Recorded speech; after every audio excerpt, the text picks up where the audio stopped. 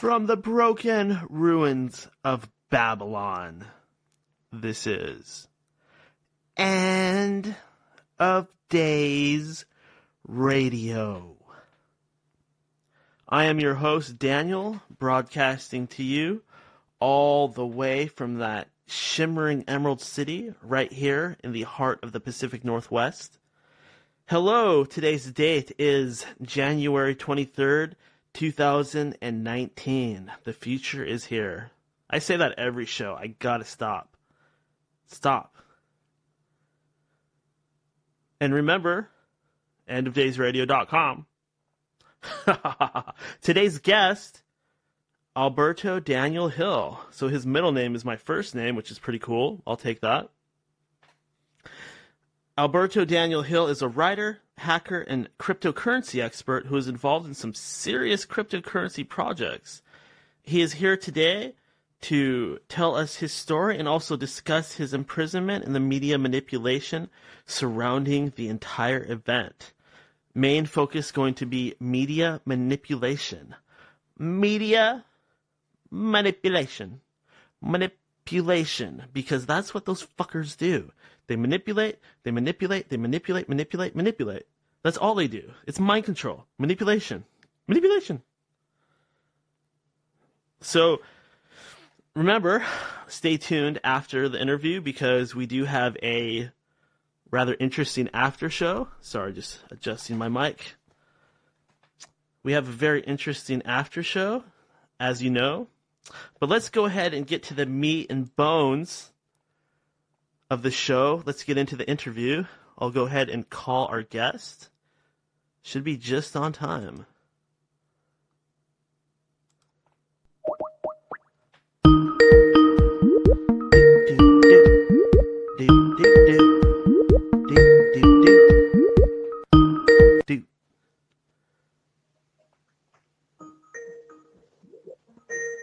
Hello. Hello. Alberto.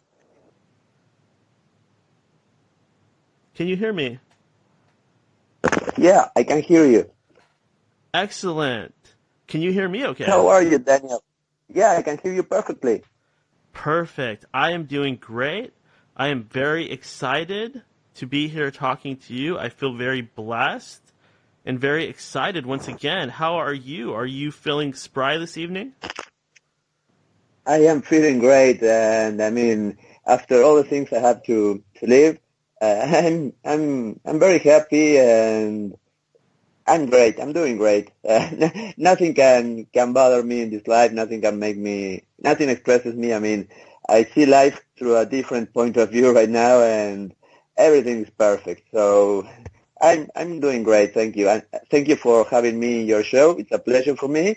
And I am very happy to be here sharing my story with you and trying to tell people things that for me are obvious right now, but many people are not aware of what's going on, and that's very sad for me. They should open their eyes and see that. I was listening to your show earlier, and at one point they were talking about the Matrix, the illusion of reality, and well, people think that the Matrix is like a fiction, that Mr. Robot is fiction, but no, it's not fiction. Actually, it's what's happening right now and has happened all the time in humanity history. So I take it you're a fan of Mr. Robot, just like me.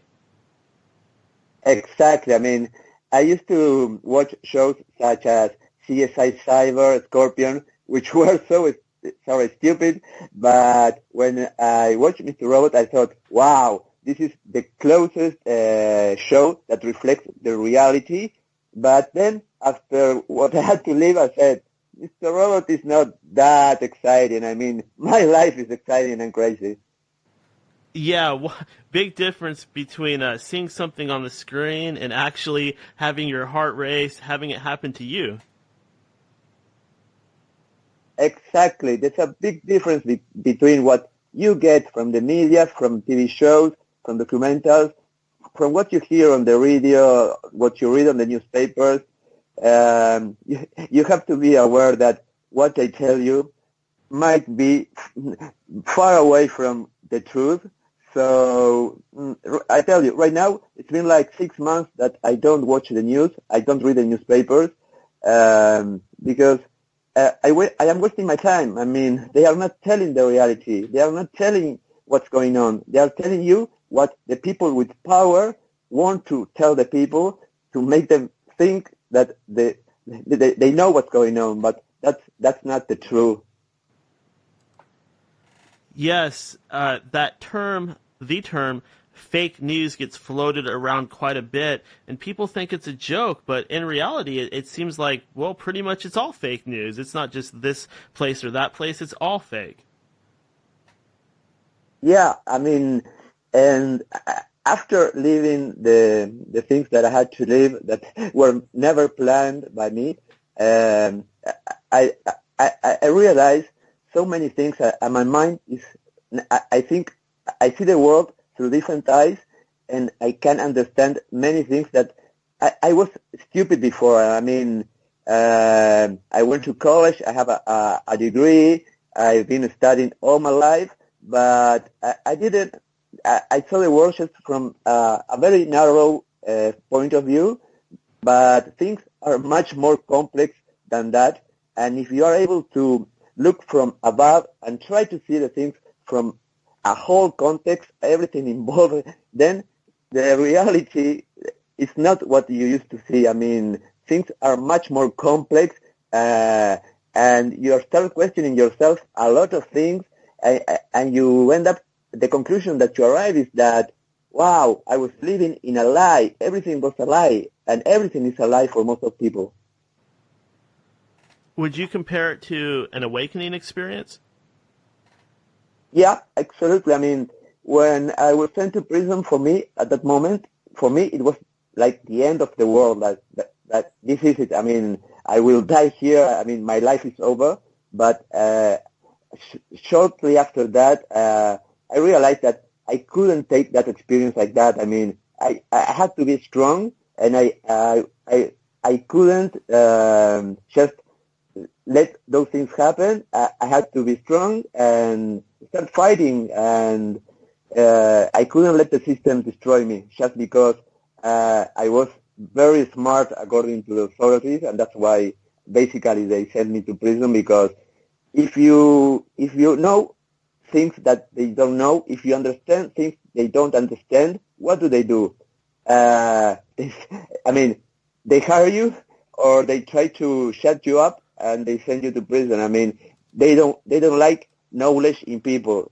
I heard it before in your podcast. It's an strategy that the governments are using. If the people are unable to think, do not have the knowledge, education, then it's great because you can manipulate the whole population, and that is very sad. But I was, my determination was not that to happen with me, and well, I am outside right now, and I am fighting for many things, and I'm trying to send a message to as many people as I can regarding what's going on, which is ridiculous. It's sad, and my philosophy of life has changed a lot. And basically my values are very aligned to those of Elliot in Mr. Robot in the first episode when he goes to the coffee shop and he leaves saying, well, I don't give a bit about money. Uh, Life is much more important than that. But many people, most of the people think that the purpose of life is getting as much money as they can, but they are not being happy. They will never reach happiness with that thinking that way. You have to do what you love. You have to fight for what you believe in order to be happy. And right now, I can tell you, I am very happy despite all the problems I am experiencing.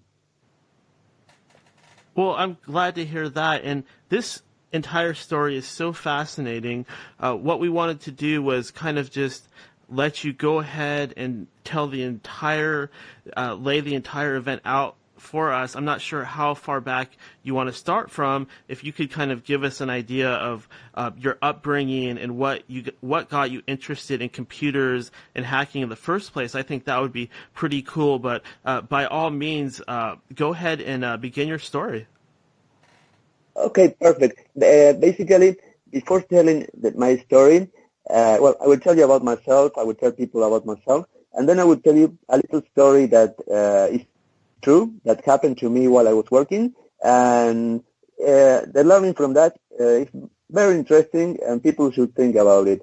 So basically, I am a computer engineer. I live in Uruguay, South America, and I was graduated in 2003, and I have been working in the info security field since then, so almost 20 years of experience in computer forensics, ethical hacking, consulting, and well, in 3 years ago, I quit my full-time job, which was very good pay as a professional in information security for the largest company in the country, but I was feeling I was I wasn't happy. I was feeling so frustrated, and I thought to myself, I am not going to spend the rest of my life here just waiting to retire.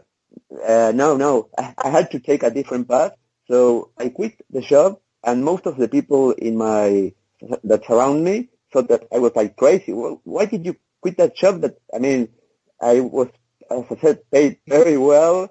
Many people would have killed for that job, but no, I wasn't happy.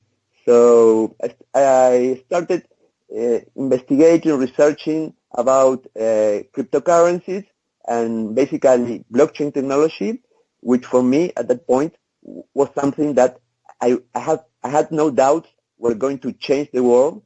So I just quit my job and started focusing on cryptocurrencies, blockchain, and security.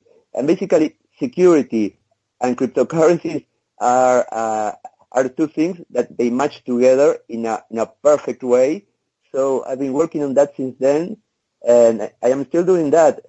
A few days ago, I got an email from a security organization very famous in the world, and they told me that a paper that I submitted last year was selected, and I will be talking in the Netherlands in April about many things. But actually, the title of my talk would be that there is no crime as great as daring to excel, which is a quote from I don't remember if it was from I don't remember the quote from what person was, but I love that quote, and that will be my talk about there's no crime as excellent as daring to excel.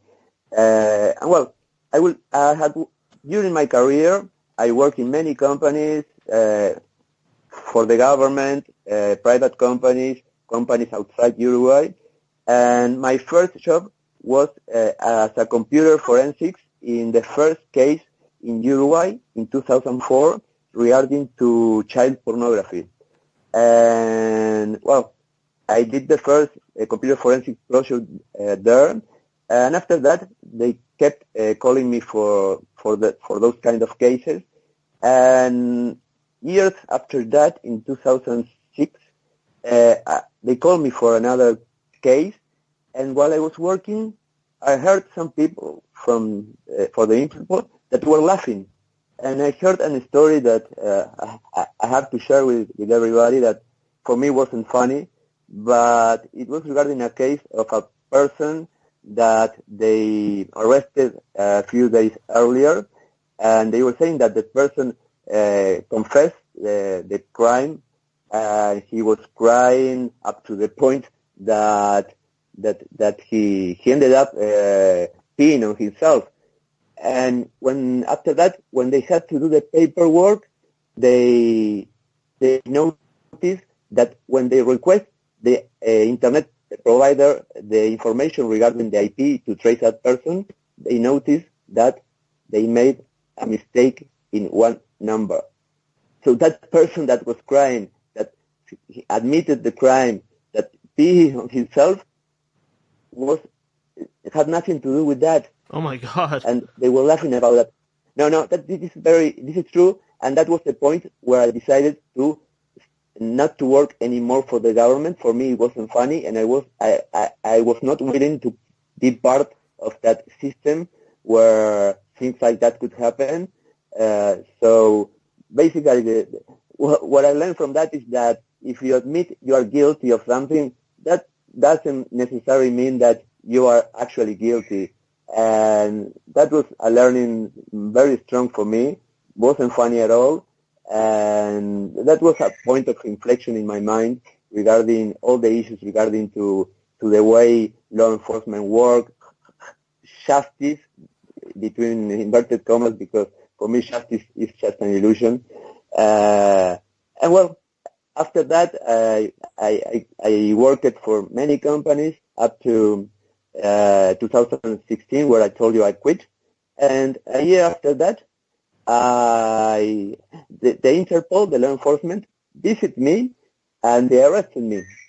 And I was like, oh my God, what's going on here?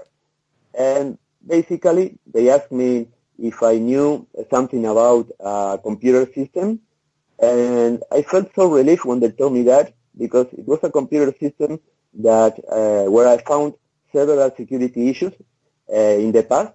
And I report them to the authorities, because that is the way I always work and I always do. I mean, I became a hacker a long time ago. I mean, when I was 15, it was the first time that I modified a program, and well, that was, I think, the first thing that made me feel that I was like a hacker. But anyway, I have done many things in the hacking field in my life, but I never told anybody anything about the things I have done. I mean, I was never looking for fame, never looking for money. I am just a curious person that knows about computers and want to help solve problems. And in this case, I mean, I found huge problems in a medical provider system, which could cause, I don't know, the information regarding thousands of people, the medical information regarding thousands of people was there. And I couldn't do anything else but report them. So I did that. But, well, and what happened was, I didn't know that in February of that year, that medical that provider received an email saying that their database was hacked, and unless they paid certain amount of bitcoins or cryptocurrencies or money to those people, they were going to make public all the medical information they had. And they asked me, okay, did you send this email? And I said, are you kidding? No. And they told me, well, here we have a paper from the internet provider saying that the email was sent from your house. And I was like, okay, well, if you have that paper, then it means that the email was sent from my house. But you don't have that paper saying that the email was sent from my house. And well, that was it. But then they kept asking me questions and putting pressure on me. And the next day, the way this person's work is, they try to find the thing that you love the most, and with that, they can make you confess anything. So I was sure that they couldn't prove that I did that. So at one point, one of the people in Interpol told me, well, okay, if you don't admit that you sent this email, we will go to your girlfriend's house, we will go to your mother's house, and well, that wasn't very nice for me. I mean, it was a situation like, oh, what the hell? They are not only making this to me, but they are going to do the same with the people I love the most in my life. So I basically said, okay, I did send it. I mean, and I was sure that I could prove that that was not possible. But that was enough for them. And in my house, when they came, they found things that most of the people that work in information security and are hackers have, but they were not prepared for that. So they found so many things, such as, I don't know, every kind of device you can imagine related to hacking, that they didn't know what they were, because they were like asking me, and what is this? And what is this? And what is that? Well, they were surprised, and well, then they took me to the judge. The prosecutor asked me so many stupid questions, so many irrelevant questions, that I was so frustrated, tired, and in a matter of 2 days, the judge said that, okay, sent to prison, you will go to prison. And I was like, oh my God, I tried to help, to solve a problem, and they're sending me to prison. I mean, that was so crazy, and I couldn't believe it. And not only that, they told me that they were not going to do anything with my girlfriend, my mother, and actually, they arrested my girlfriend. They treat her like the worst criminal in the world in a psychological way. She still has consequences of that. Well, we broke up after that event, and she's a person that, I don't know, the best person in the world, and they put her under such psychological pressure that they destroy her. They basically made her break. They told her things such as, I confess everything, and I said that she was the one that had planned everything. I mean, so many lies in order to make her break. That is the only thing that makes me really upset about all this, because I don't care about what they did to me. I can cope with that, but I cannot accept the things that they did to the people I love. And well, after that, I spent 8 months in prison for, I was accused of attempt of extortion and to access in a fraudulent way to secret information. That is crazy. I mean, they basically sent me to prison because they wanted to show the people, the people in Uruguay that, wow, the police here has the ability to capture a very dangerous terrorist, and, well, he's in prison right now. They released information that was not true, that was modified in a perfect, flawless way in order to make me look such as the worst person in the world. And, well, people believe that because all the media cover my case, and based on that information, actually, if I was reading that information and that was the true story, I would probably think the same, this person is a criminal. But that was not all, that was not the story. I mean, what they released, what they said, was far from what really happened, and it was just created in order to get a trophy. I mean, I was a trophy for the authorities. I was a trophy for the judge, and, well, I had to pay the price of my knowledge and for trying to do things correctly. I mean, I believe in the law of consistency, and people are consistent in the way they are. I've never made a cent hacking. I have never told anybody about the sites I have had. Whenever I found a security problem, I report it, and that's it. I mean, so that was not consistent with me, what they were accusing me. And that was really, really silly. And, well, I spent 8 months in prison. But for me, as I said, at one point, I clicked on my mind and said, okay, I will be stronger than ever. This won't kill me. Actually, this will give me strength to fight against all this.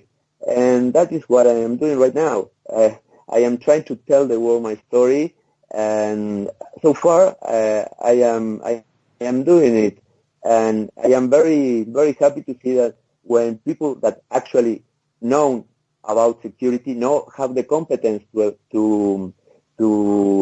see the elements of my case, laugh about the police. And in a conference in Germany at the end of last year, they talk about my case.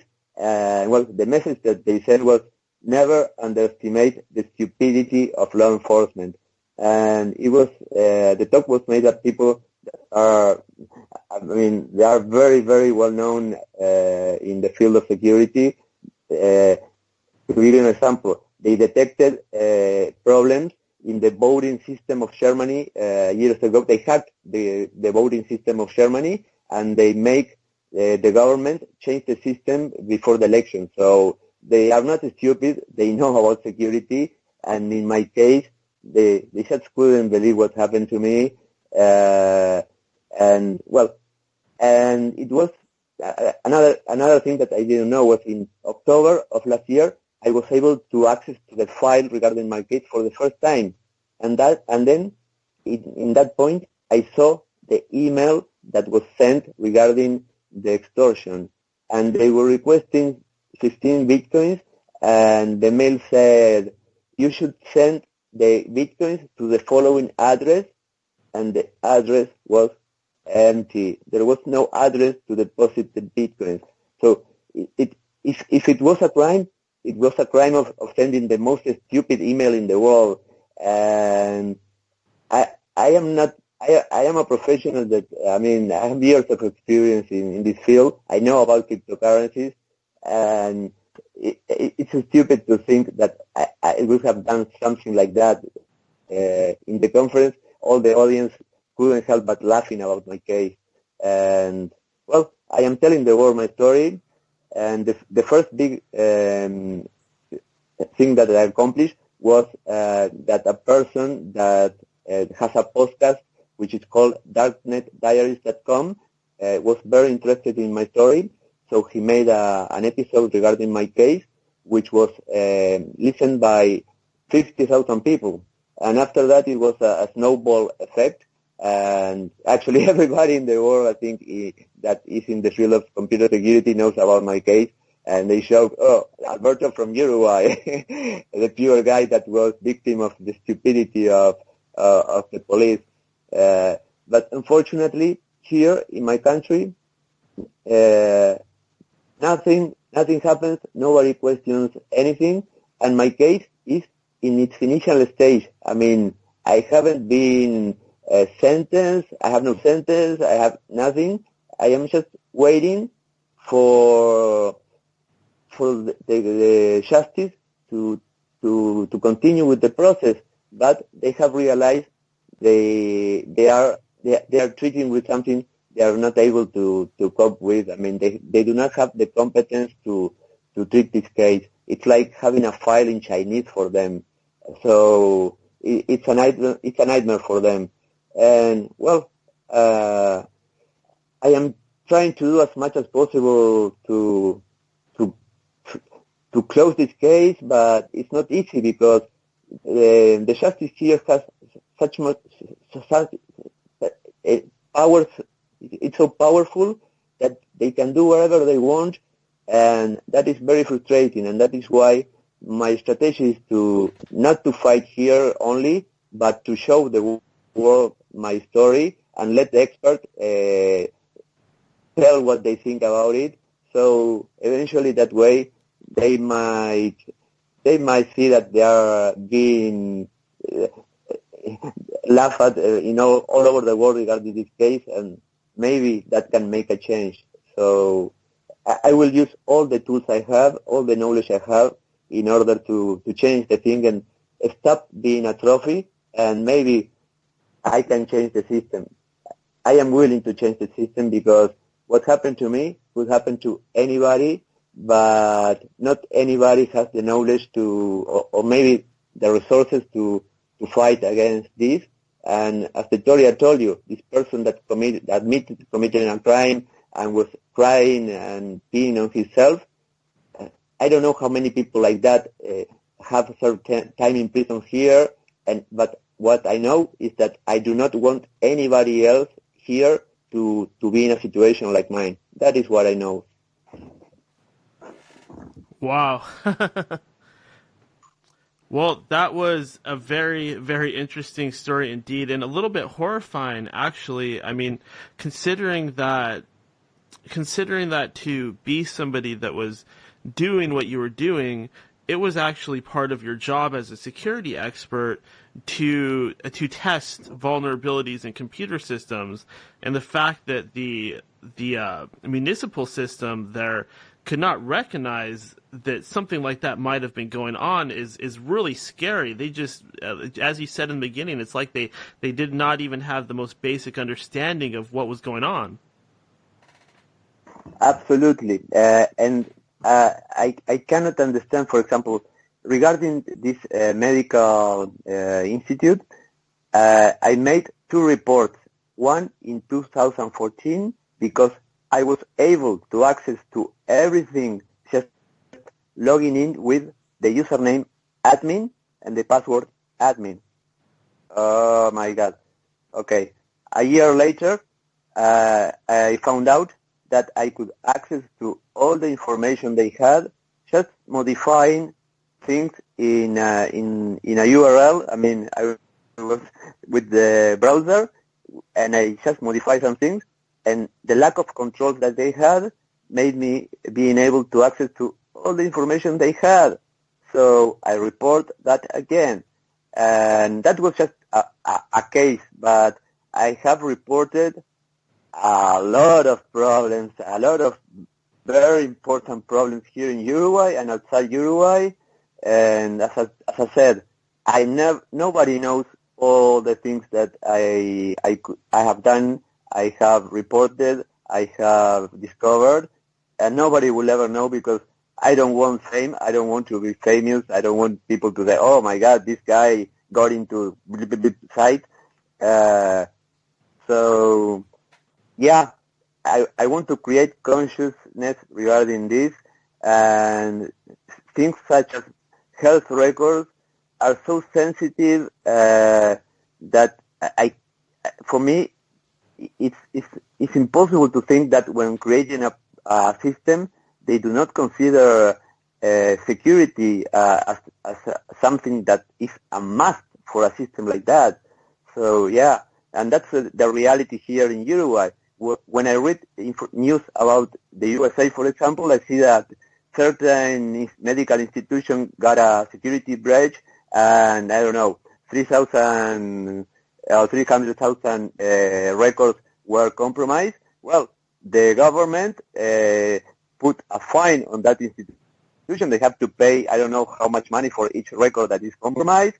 But here, they have known the problem since 2014, 15, and they got me arrested in 2017 for a stupid problem that they should have solved. I mean, I didn't send the extortion email, I didn't hack the database and stole the information, but it was so naive the way the system was designed that anybody could have done it in a frame of 2-3 years.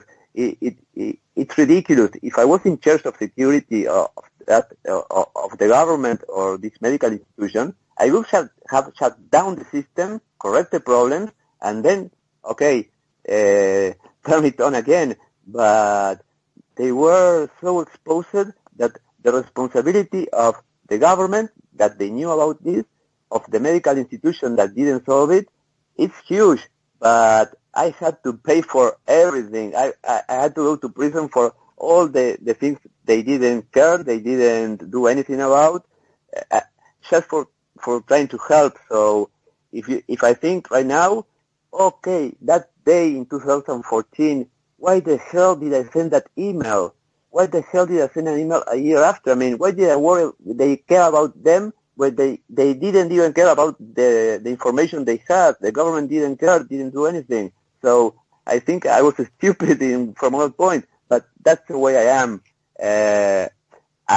When I found problems, I try to solve them to avoid that innocent people, the information about people could be released, compromised, and I am not looking for money, for recognition, for anything. I just want to help things that, I mean, if I was part of that database that was stolen, I would have liked that if somebody have found problems before, could have report them.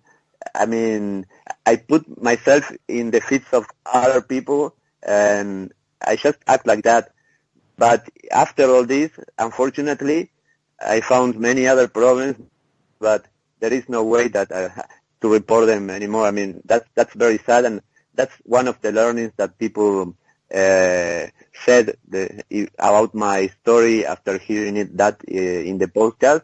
And another thing was that many people, the guy that makes this podcast, darknetdiaries.com, told me that one of the feedback he got the most was that some people got really scared that they could have the same problem because they have the same equipment as you. And actually, I was sent to prison not because of evidence. I was sent to prison because all of the things they found in my house, which are completely normal and are part of the life of anybody that works in information security. I mean, you have to use the tools, understand the tools the enemies use in order to try to avoid them to commit crimes. So it's a fine line, and I don't know, it's something from an ethical point of view that makes you think a lot. And unfortunately for me, reporting security problems that I find is not something that I will do again.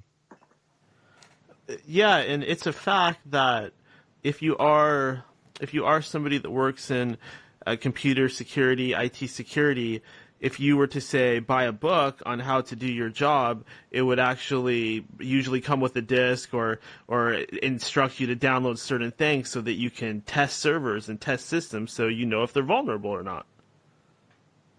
Exactly, that's correct. I mean, one of the reflections at the end of the podcast was that the person that makes the show is also an information security professional, and he asked himself, I mean,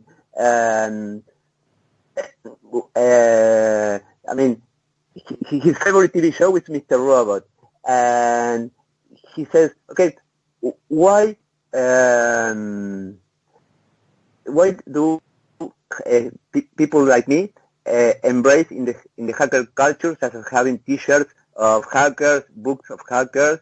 And he says, actually, that might be the same reason why the law enforcement likes watching violent movies with bad guys, or why the firefighters that live down the road has stickers of flames on their trucks. I mean, we all in this profession, we love it. We are excited to be close to the action and to know everything the enemy knows, and I think that to defend our networks, we have to take a position where we have to be in the place of a hacker, of an attacker, in order to protect ourselves. So there's a gray line between an illegal hacker and a security professional, and in some ways, it's like having an evil twin, and we have the same skills, the same curiosity, and it's a relationship that is complicated. And in my case, the judge was unable to understand that. But a person should be convicted for a crime if the person convicted a crime, not for what he wears, not for what he has in his house, not for that. They have to have the evidence to show that you actually commit a crime.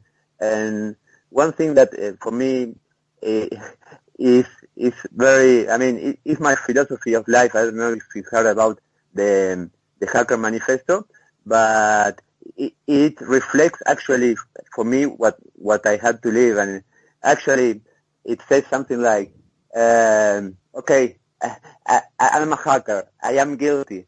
My crime is that of curiosity. My crime is that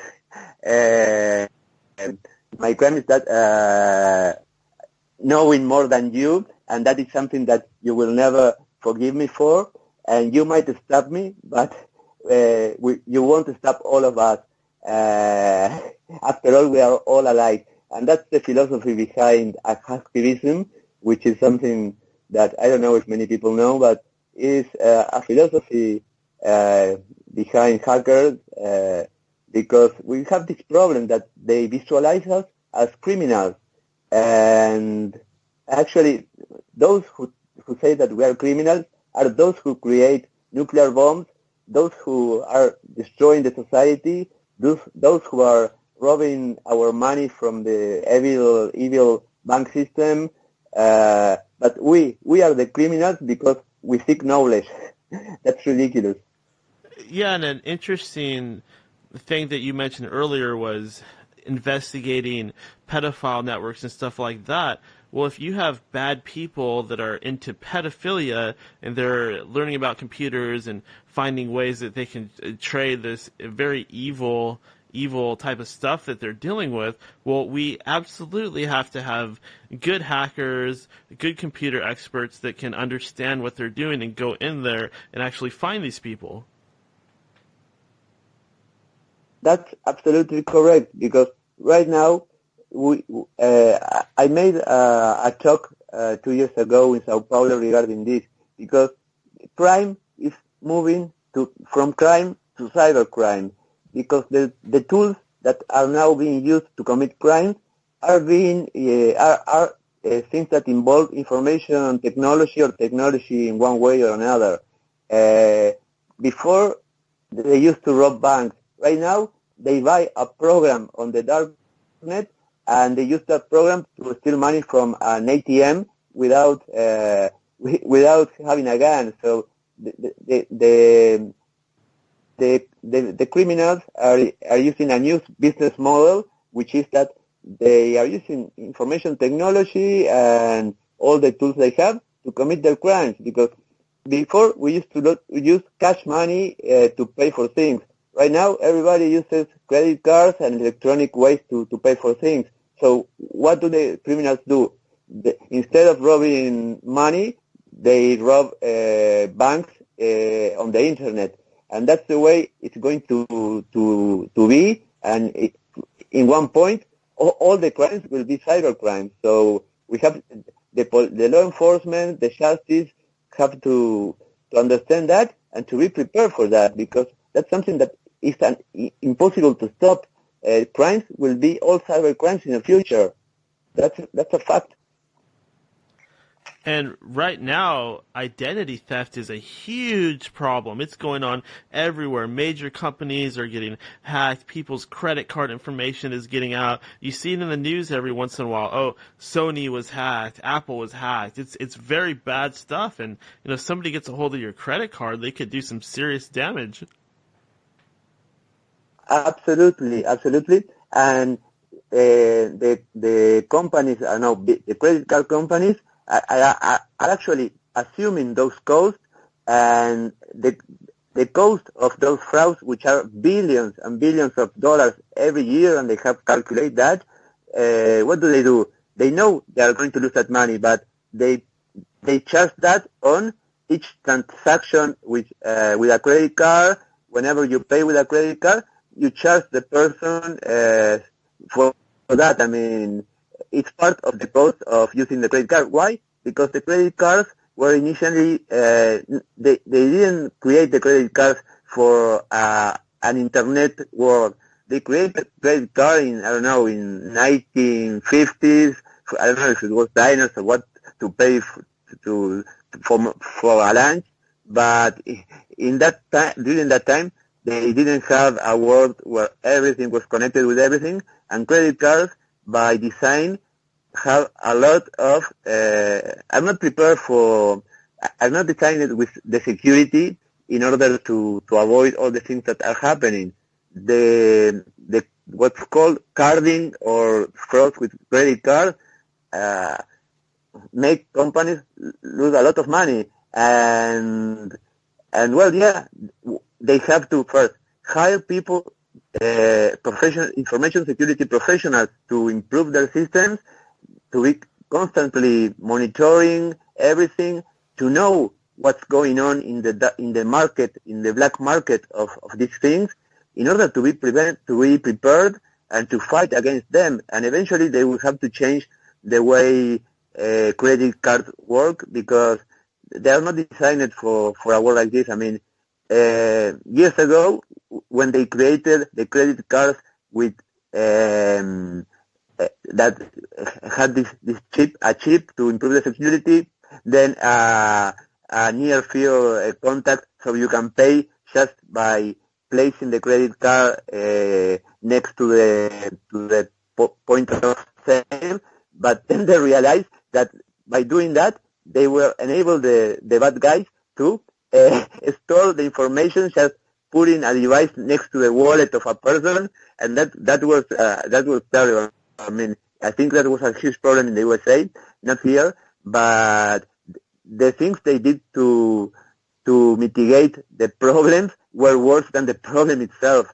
So eventually they will have to change the way credit cards are designed, but the cost of making a change of that kind is so big that right now they just assume the cost, and the cost is transferred to the customers and to the people that accept credit cards for to work. So it's nothing minor. It's very interesting, and the thing is that cybercrime right now moves and makes more money than drugs, trafficking of guns, prostitution. It's, I think, the business that makes more money right now. And in places such as Russia, you have organizations that are huge. I mean, they have hundreds of people working in order to commit crimes because the profits are huge. So imagine, you have to fight against hundreds and hundreds of people trying to enter into your network and steal money from a bank. I mean, wow, it's not an easy task. Alberto, did you go to school for any of this knowledge, or are you exclusively self-taught? Well, I got a degree. I am a computer engineer, but after I got graduated, I always kept learning all the time regarding information security. I have international certifications from many organizations regarding this. I'm an ethical hacker certified. I have a certification in cybersecurity both from international organizations recognized, and I also have a PMP certification, which is a project management professional, which is also allow me to be in charge of many information security projects to implement security projects in many companies. So I have formal knowledge, but everything, the most important things that I learned were not in college or in these courses. I mean, the things that I learned were because of my curiosity, because of spending hours, days, weeks, trying things, learning things, experimenting things. Because if you want to be good at this, there is one thing that you cannot learn. You have to have passion for this. And that is a passion and an endless curiosity, and those things you cannot learn them. I mean, you have to love this. So for me, it has never been like doing a job. It's a passion. I mean, I love what I do, and that is a key element in order to be good in this field. You have to have the passion to do it, and well, you just have to love this, and that is the only way to be good at this, because otherwise you can learn all the things theoretically, but when it comes to the real world, you just try to enter into a system, and after a few attempts you get frustrated, and then you go to your house and it's over. But no, if you are good at this, you keep trying until you get what you want, because it's like a drug. I mean, it's something you cannot control. You get, I don't know, if people that watch Mr. Robot would understand that you just love it. It's something that you cannot learn. When you were in jail, did you have any problems? Did anybody mess with you, try to pick a fight with you, anything like that? Well, that was something that for me it was. I didn't know what to expect, and I was very afraid of what could happen to me. But when I arrived, well, I was in a cell for 5 days without any kind of communication, so I didn't know what was going on outside. But when they took me to prison, I arrived and they asked me, okay, what did you do? Why are you here? And I said, no, it was a computer-related crime. I hacked a system. Oh my God, you're the hacker! Everybody knew about my case, and they started asking me, can you hack my girlfriend's Facebook, please, please? Oh my God! So I was like, how these guys know about me? Well, after that, I found out the media the media impact of this, and well, from that point I was afraid, yeah, but they saw me with a lot of respect because I was like somebody who has certain knowledge that they did not. But I don't know, I didn't have any problem because it was a very low security prison, and the other inmates treat me with a lot of respect, and the authorities also. Well, and the first thing they said when I arrived was, this person cannot get close to any equipment. But after a few months, they saw the way I am, and I was teaching the basics of computers to 40 inmates in a room with 7 computers. So I got the trust of the authorities, and I was able to do that, which was satisfying for me. So everybody treated me with respect, the authorities, the other inmates, everybody. So I can say that I didn't have any problems in jail. I had other issues that maybe are part of another story, where somebody went to visit me, and it was so strange for me, but at the end, that person wanted me to hack a bank. And that is something that is very common. People that are in other countries, when they are convicted for computer-related crimes, are contacted by people who want them to work for them in order to commit crimes. So that wasn't very nice, but okay, I could deal with it. Yeah, that's interesting because it's my understanding that the Italian mafia, for example, they used to specialize in beating people over the head and doing things like that. But in this day and age, a lot of what they do is actually the same thing. It's computer-related crime, identity theft, and stuff like that.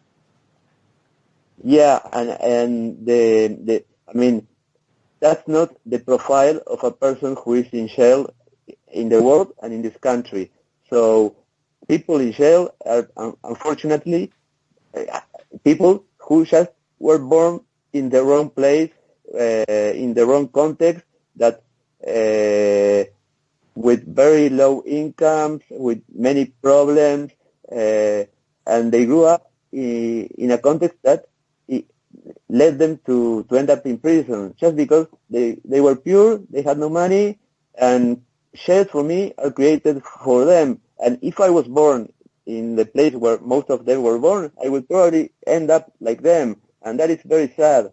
But as I said, fortunately, I was very, very respected by all the inmates, and I never had a problem there.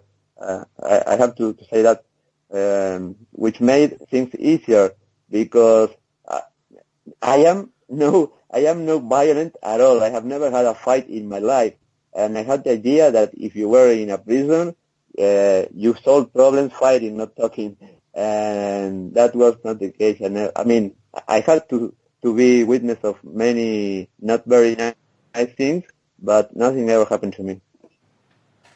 I feel so bad for your girlfriend and what happened to the relationship in general. Is there anything at all that she can do about what happened to her? Could she maybe sue them? Well, she can perfectly sue them, but it's very sad. It's very sad what happened to her, because she's a person. I mean, her heart is. I don't know. I'm so sorry for her. Yeah, she can perfectly sue them, but she doesn't want to know anything about this thing anymore. But if she wants, she can perfectly sue her. And actually, I am going to sue them, because of many things they did that were not correct, such as, for example, in the media, they said the director of Interpol in Uruguay said that I was cloning credit cards. I mean, it was not, he was not saying, we suppose, we think, he was probably, no, he said, I was cloning credit cards. And you know how many credit cards cloned they found? Zero, none, nada, nothing. I mean, everything I had was for research purposes to learn. It's ridiculous. I mean, I think about it, and they thought that I was cloning credit cards and go to ATMs to take money. And he also said that I used to access to other people's bank accounts and get money from that, which upset me a lot. And as I said to him, okay, show me that I have stolen a cent from somebody else's account, and I will personally go to the justice and do what you have to do. But show me that I did that, because you cannot make an affirmation like that. You can destroy a person's life. But in the case of people that are hackers or information security professionals that end up in jail, the situation after jail is absolutely different than any other kind of people who serve time in prison.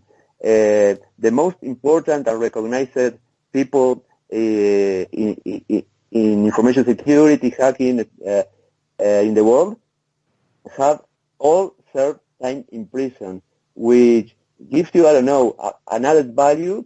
So after being released, I got job offers from many companies. That was, and after talking to people and telling them what really happened, I thought people will start running away from me because I am a criminal. I mean, I was in prison. But no, when I start telling people about my story, they actually get admired, and they want to know more, and they don't run away from me, and they can't believe what happened to me. And in the world, doors open. As I told you, my case was treated in Congress in Germany. It's known all over the world, and nobody treats me like a criminal. Actually, I am famous without wanting it, because as I told you, I never was looking for fame or anything like that. But at this point, everybody knows only, and I am very happy to see that people that can analyze all the elements can reach the conclusion that what happened to me was stupid.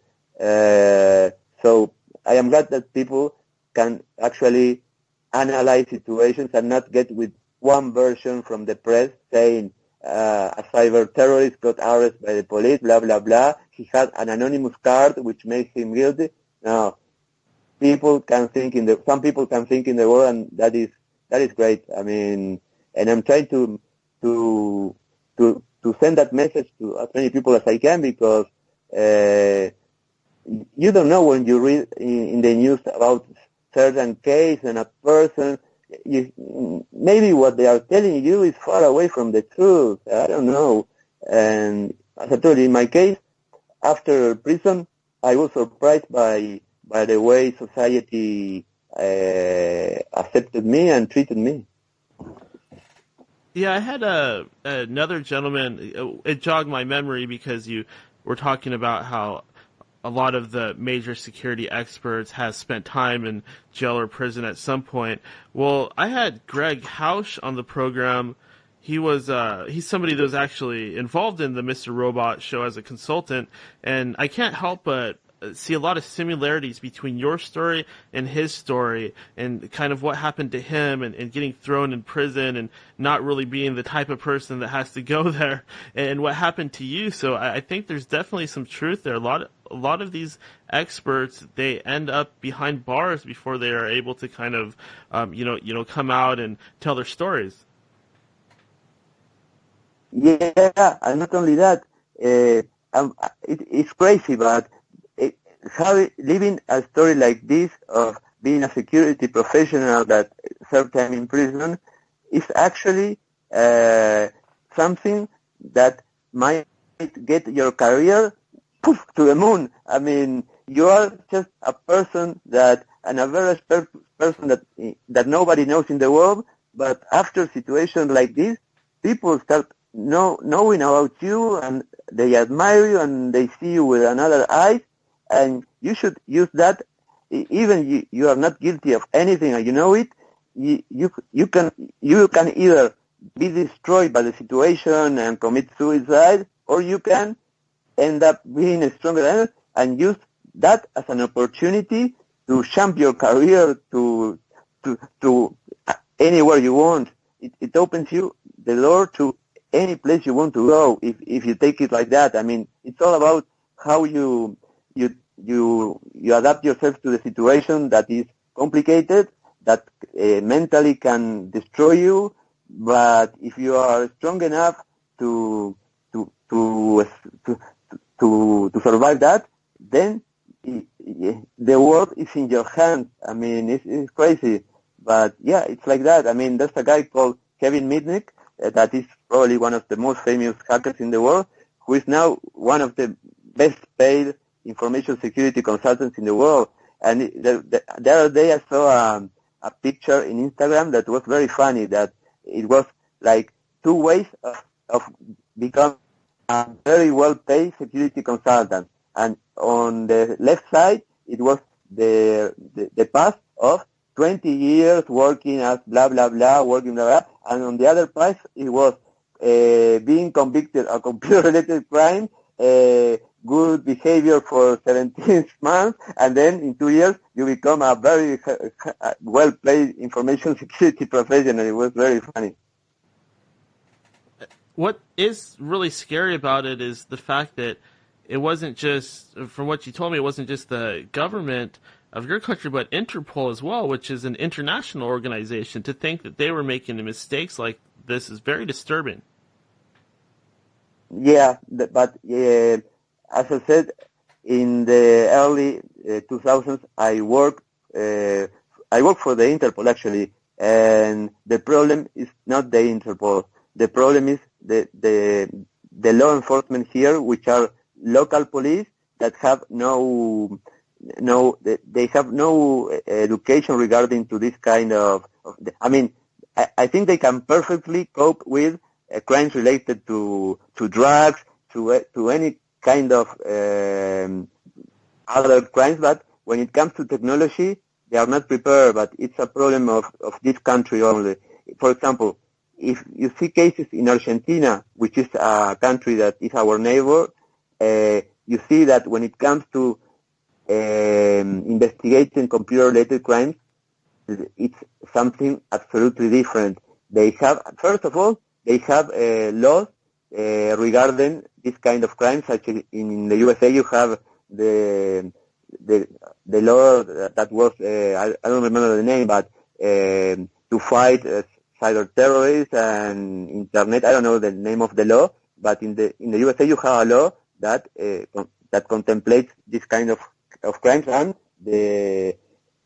for people that are found guilty of those crimes, they have to pay. I mean, the time they have to spend in prison is not low. And in Argentina, well, they have crimes contemplating computer-related. They have law contemplating computer-related crimes, and the law enforcement is prepared to cope with that. And you see the procedures, and wow, we are in Uruguay. We are thousands of years away from them, and that is one of the things that I want to accomplish. I want to accomplish a root change. First of all, if I want to change this kind of things, and I don't want them to happen again, the way to do it is not to give training to the law enforcement. You have to create laws against computer-related crimes. That's the first thing, because I was charged for extortion and knowing secret information. But extortion as in a traditional way, I mean, such a traditional extortion there are no crimes related to computers. So if you want to access to a system and you try for hours usernames and passwords, that's fine. That is not a crime. But if you go to Argentina and you try to enter to a system and you are not supposed to enter the system and you start trying username and passwords, that's a crime. So you have to change first the legislation and create laws that are against this kind of crimes. That's the first thing. For what happened to have happened, there must be some kind of major corruption there, because why the heck was the media so in on this? Well, I will tell you two things, a few things. I know that I am doing things correctly, telling the world my case, because I had a petition on change.org to get people to sign to change the way digital evidence and investigations regarding to cases in computer crimes were treated in my country. And I am working a lot in several things to tell the world about this. And a week ago, somebody who is writing an article from Medium.com regarding my case told me, "Hey Alberto, the article is almost done, but I clicked on the change.org link that you sent me, and it said that the petition is not available." Well, the petition at change.org got deleted. My username got deleted, and I contacted change.org, and they never reply. So things like that show me that there's some kind of power. I am annoying some people that have a lot of power, and I am getting signals that I am doing things right, because some things not nice are happening to me, but that won't stop me from keep doing that. And regarding the particular case that I had to leave, the institution that got hacked, at the same time that it was hacked, there was a case, of corruption, where, I don't know, I think 6 or 7 people were sent to prison, except those in the top positions, directors and all that. No, people at the bottom of the institution were sent to jail due to fraud, and maybe just maybe somebody thought that, okay, this guy got into our systems, and maybe this guy got some information that we don't want him to be aware of, and maybe this guy can cause us some problems. I don't know. I'm just thinking, but maybe you're right, Daniel. Maybe you're right. I mean, I didn't do it. Somebody else did it. I don't know who, but somebody did it, and they did it for some reason. Yeah. It's also puzzling that whoever really committed the crime must have gotten away with it, right? Yes, and another thing that is not minor is that, okay, for the justice right now, I am a nightmare because I used to be a trophy, but with my lawyer, we are making so many requests and putting so much pressure on them that they don't want to know from my lawyer or me anymore. And one of the things that is something basic and for somebody in a criminal cause is something that is a right, is to be able to have, in my case, I requested a third part research of the servers involved in the hack, in order to see if what it is in the file, what they say that it happened, that the database was stolen, and all that really happened.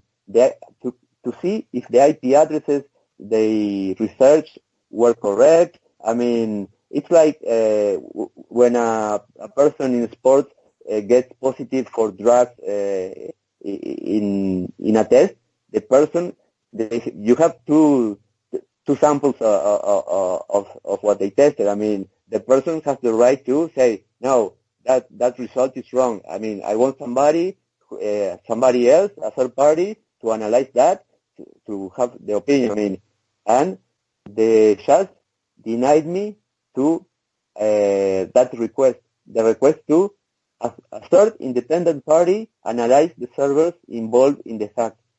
So, and we keep on asking that, and we are going to appeal because we are going to get that. That is something that cannot be denied. Everybody has the right in certain research or anything related to a criminal cause to request another opinion apart from that the police gave. They gave. I mean, that's something basic. If you want to assure that you are under a fair process, you have to allow that. It's something common sense only. Is there any possibility that somebody was trying to frame you?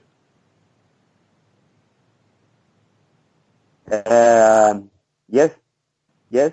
I mean, you know, it's been like 18 months since I got arrested. So you can imagine all the time that I had to think about all the possibilities. And I have thought a lot, and I have some theories, but as I don't have proof, I rather not being specific. But the thing is that people, lawyers and other people that are in the field told me that certain possibilities, and one of the things was that I was reporting security things. I mean, I was doing the job of an ethical hacker for free. So maybe somebody in the industry said, okay, that guy is making for free what we charge a lot of money for. Maybe I was bothering somebody because I was doing that. I don't know. I really don't know if that was the case. Another possibility was that I was really involved and had a lot of knowledge and lot of projects related to cryptocurrencies, which were going to eventually cause a lot of damage to people in the financial system in my country. That's another possibility. I mean, the thing that if I was framed, it was because I was bothering somebody that had a lot of power. So yes, I mean, I wouldn't think this was just for fun. And after the stupidity that nobody realized that because how could they both set you up in this way? I mean, yeah, sure, there was probably a lot of stupidity involved, but how could they both set you up in this way and then have control of the media at the same time? That's just too much of a freak occurrence. Yes. As I told you about the Hacker Manifesto, the thing is that my only crime is that of curiosity. My crime is that of outsmarting you, something you will never forgive me for. Yeah. So, the thing is that here we are having a change in finances, with something that's called financial inclusion, which is forcing everybody to use the financial system for everything. And at that time, I was working with cryptocurrencies, which are another way of paying for things, and another kind of money, which is not centralized and cannot be controlled by any government. So the banks have a lot of power. I mean, and with this law of financial inclusion, where all the people are forced to use the financial system for anything, they are getting huge of profit.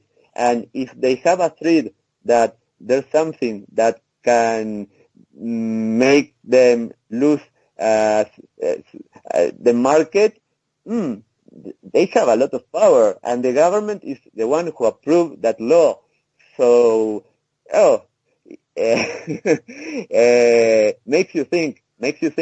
Yeah, because the whole monetary system is actually controlled by a select few wealthy individuals. So again, we're going into that Mr. Robot territory a little bit of possibly pissing off the people at the very top of all of it.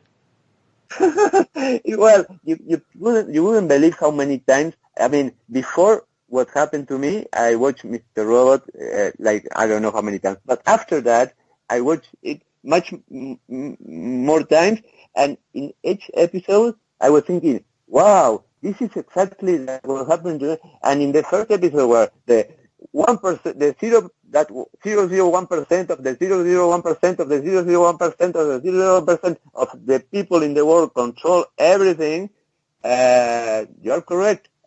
The banks, the financial system, which is something evil that not many people is aware of what's going on, and all the.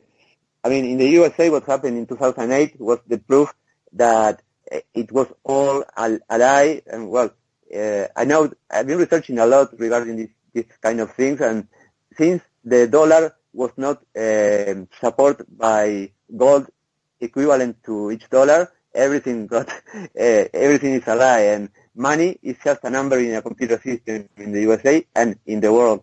So it's a bubble that is going to eventually explode. It's a lie.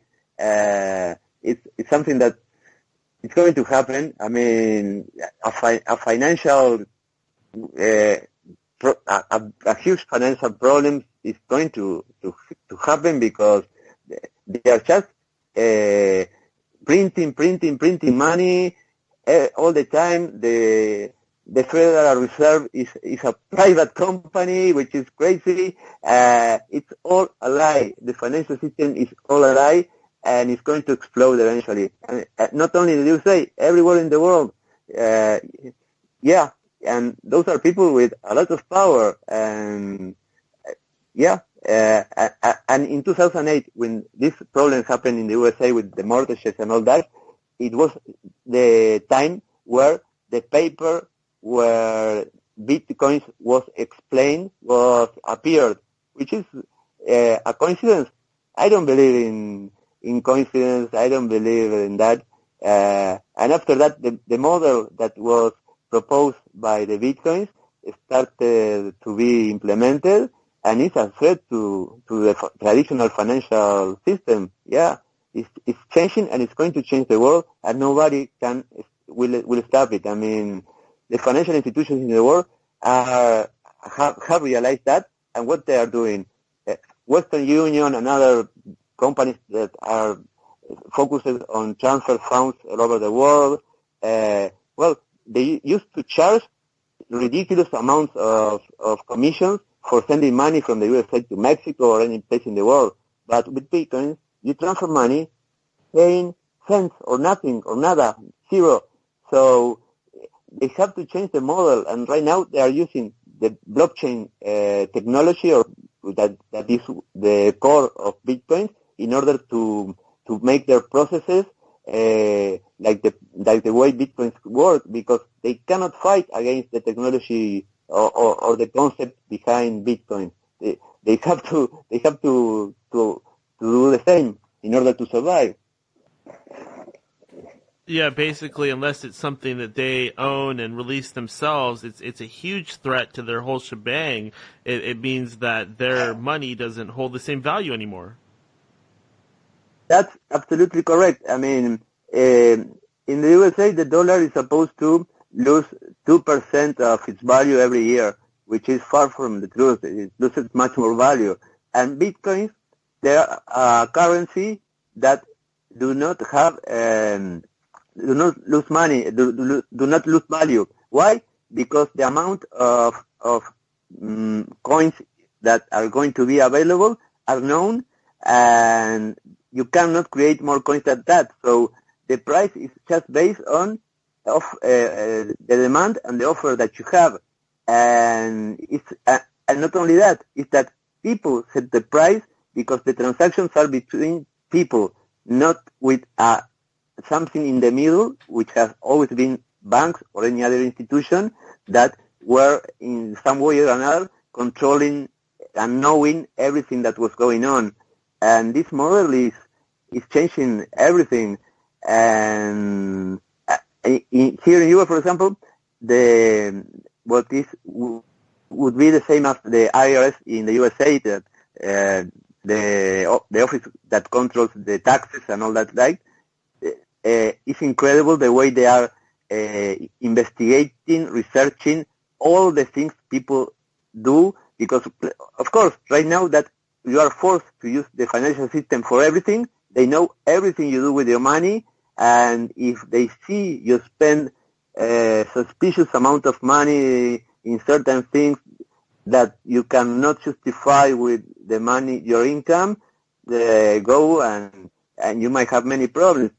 And when you play with a credit card, you are leaving traces of everything you do, and despite the fact that you maybe cannot justify anything, I don't want the government to know what do I spend my money in. I mean, that's something that is for me, and if I buy certain things, I don't want the government to know. If I go to a hotel with a lover, I don't want the government to know that I went to a hotel a certain day at a certain time. No, that's private. That's my life. I don't want the government to know everything about me because they are knowing everything about my what I spend money in.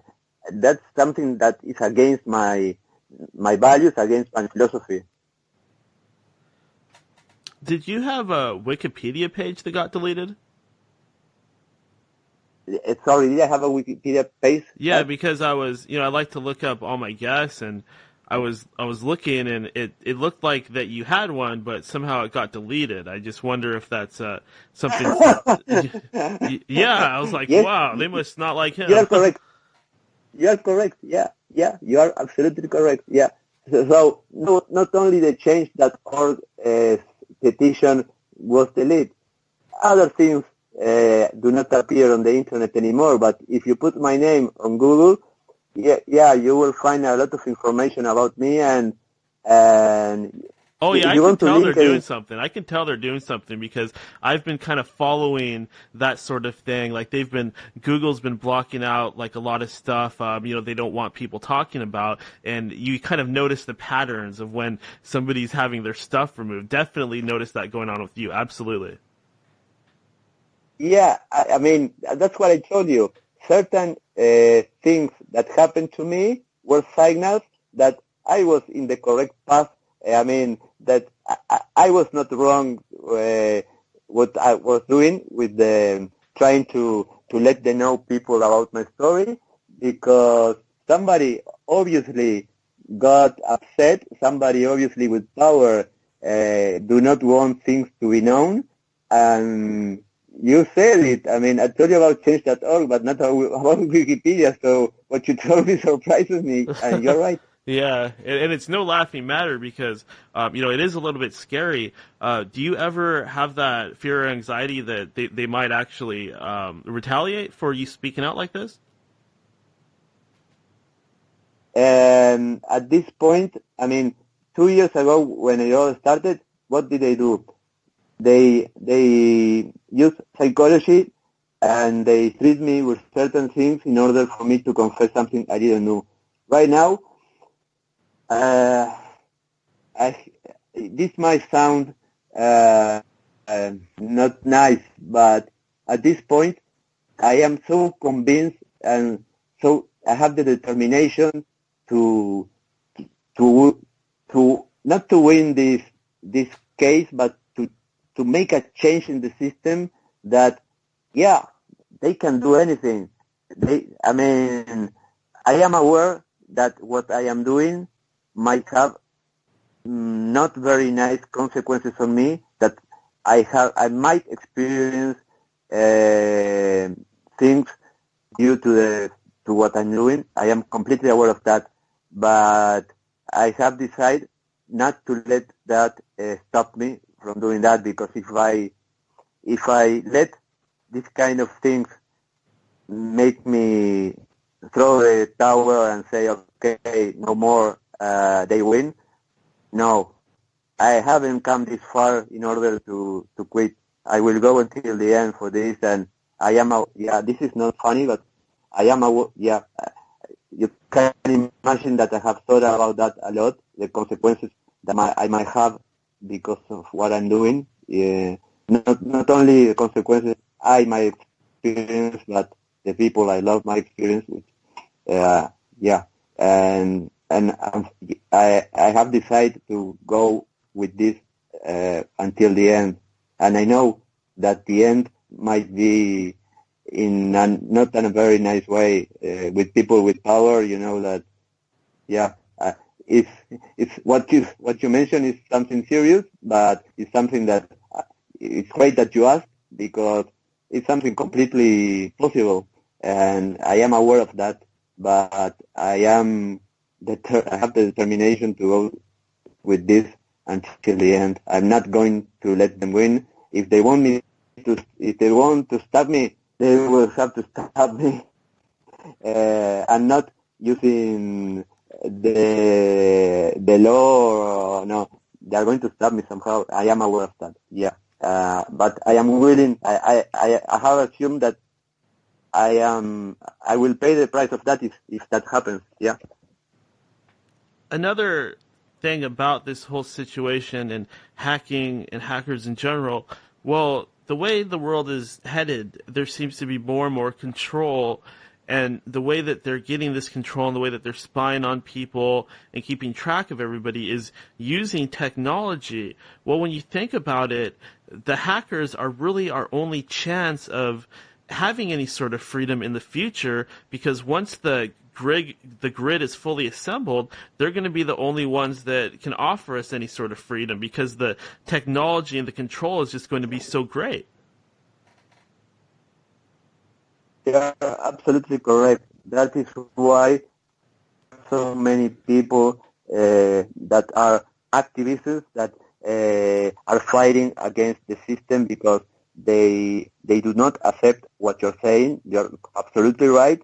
The governments are controlling, are knowing everything about everybody, and as I told you, I don't want the government to know if I bought an ice cream 2 hours earlier in certain place. What I do with my money is something that I don't want them to know. And and yeah, you are correct. Actually, the governments have access to all your information in Google, in Microsoft, all the the biggest companies in the world that are computer-related companies, Apple, Google, etc. The governments have access to all the information they have regarding you. So the governments know everything about you. When you have a cell phone, they know everywhere you have been. They have records of everything you have, everybody you have called, all the messages. And the worst part of that is that not only in the USA but here in Europe also, they are doing that without an order from a judge. I mean, illegally they are monitoring the activity of the people without any justification. And it was basically what everybody knew, and Snowden confirmed when he did that. And it's funny because what's happening here is an analogy with Snowden is like, people ask me, okay, are hackers good or bad? And I tell them, well, I don't believe in good or bad, black, white, yes, no, everything is relative. I mean, Snowden for the government of the USA is a terrorist, but for the people, he's a hero. He told people things they should know, but the government was not telling them. So everything depends on the point of view: black, white, right, wrong, hero, terrorist. And yes, hackers in the future, people that knows about computers will be able to be protected against this control the government has, and be maintains have certain anonymity, being anonymous on the internet, on their activities. But the government do not like that, and that is why the governments are fighting and creating laws against this kind of groups such as Anonymous and every group that is trying to be out of the system, this evil system that controlled by the government, that is going to be 100% in computer systems in a near future. I mean, it is right now all in computers. Where do you see cryptocurrencies headed in the near future? Well, that's a good question. I think that the concept behind cryptocurrencies have changed the world, and I think for a long time they will live together with the fiat common currency, but they are an alternative that everybody is knowing. And if you have money, you should probably have considered not having all your money in. I mean, it has always been a strategy when you have money to invest not on a single thing because of the risk, but to diversify everything. And cryptocurrencies will be part of that diversification people have in order to be prepared for an eventual collapse of the dollar, euro, or any other currency or the financial system. And I hope and I think that in the long term, they will be I don't know if Bitcoins will be the solution or the winner or the thing that will stay in the long term, but something that is based on the concept of Bitcoin, for me, in the long term, will be what will stay, and the current money will disappear in the long term. It's like, I don't know, like Napster. Napster was a revolution when it appeared, but it had the problem that it was centralized and it was closed. But then after Napster, the concept remained, and other services started working in order to get music for free on a program that couldn't be controlled by the government. So all these kind of innovations, for me, require certain kinds of interactions in order. It's like the Matrix. Like Neo was in the seventh interaction in the Matrix, like several times to run and improve in order to get stable. So I don't think Bitcoins in particular might not be they are the first implementation. So far so good, but it needs to be improved. It will appear another cryptocurrency that will have will not have certain problems the Bitcoins have, such as scalability and other issues. But it's all a matter of time and evolution and solving some problems the first implementation has. It's like the Matrix. Speaking of the Matrix, do you have any thoughts on artificial intelligence? Is it potentially a danger to us in the future? Well, for me, it's something scary. For me, something that scares me.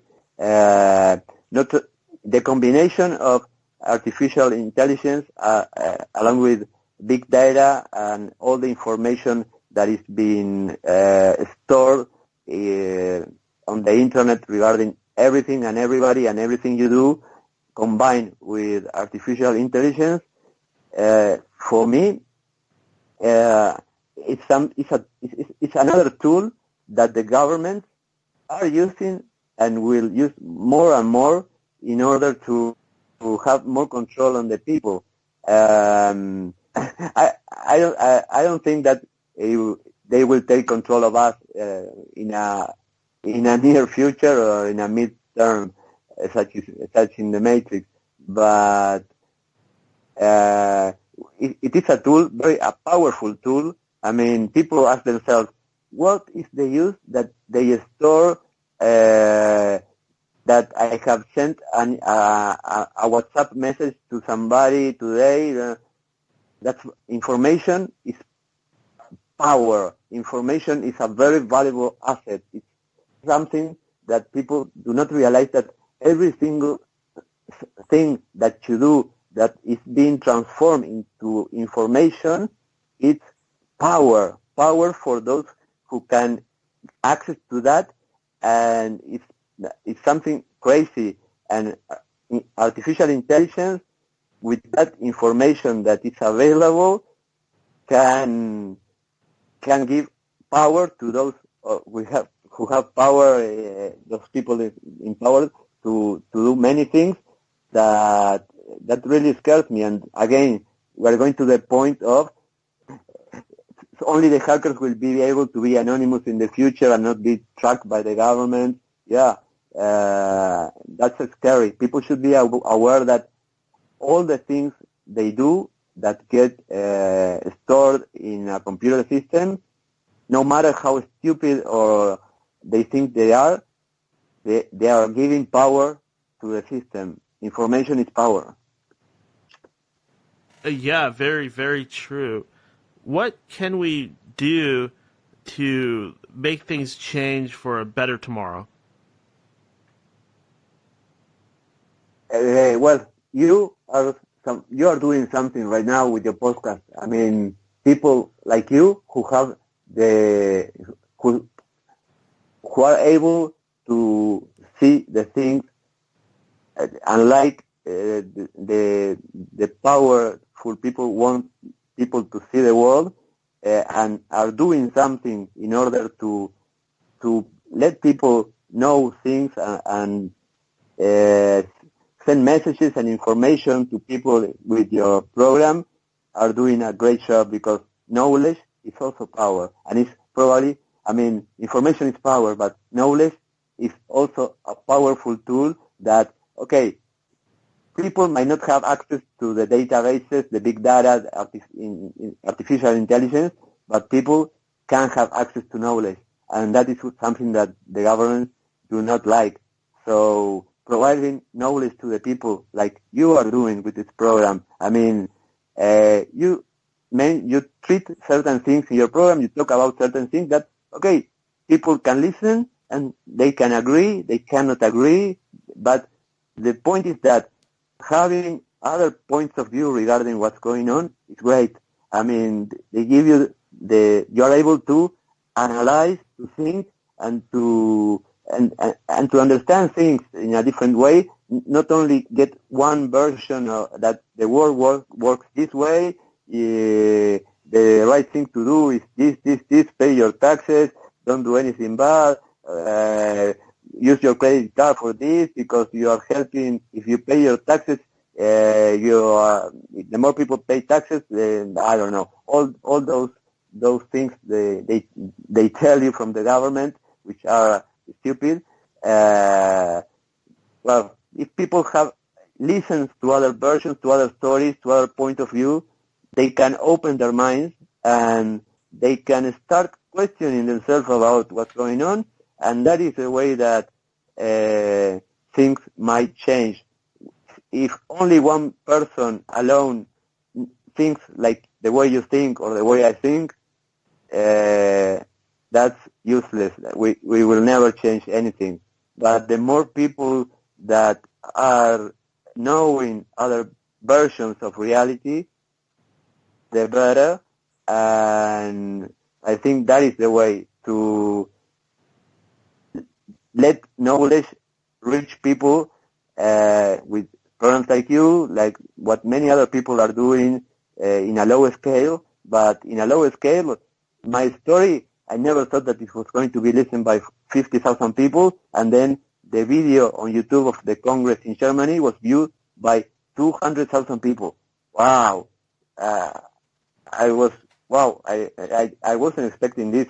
and then all the people that heard about my story now they are aware of certain problems, and one posted, Alberto, go Alberto, you have the support of 1 billion of activists, of angry activists that will fight for you.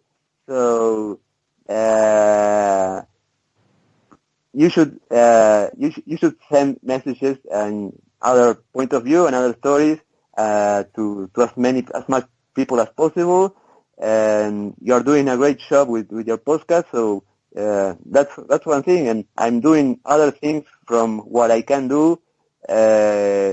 Sensibilize, making people know about things like what you asked me related to privacy, to other things.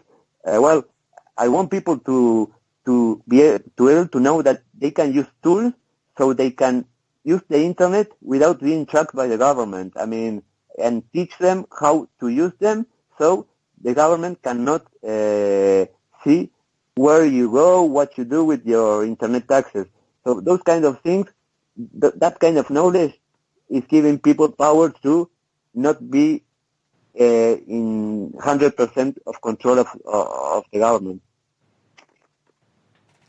Alberto, do you have anything that you would like to plug tonight before we wrap things up? Well, I could be talking about this for hours and hours and hours and weeks, because what I told you is actually only, let's say, about 10% of what happened to me in the past years. You wouldn't imagine all the things that happened to me. That's why I told you.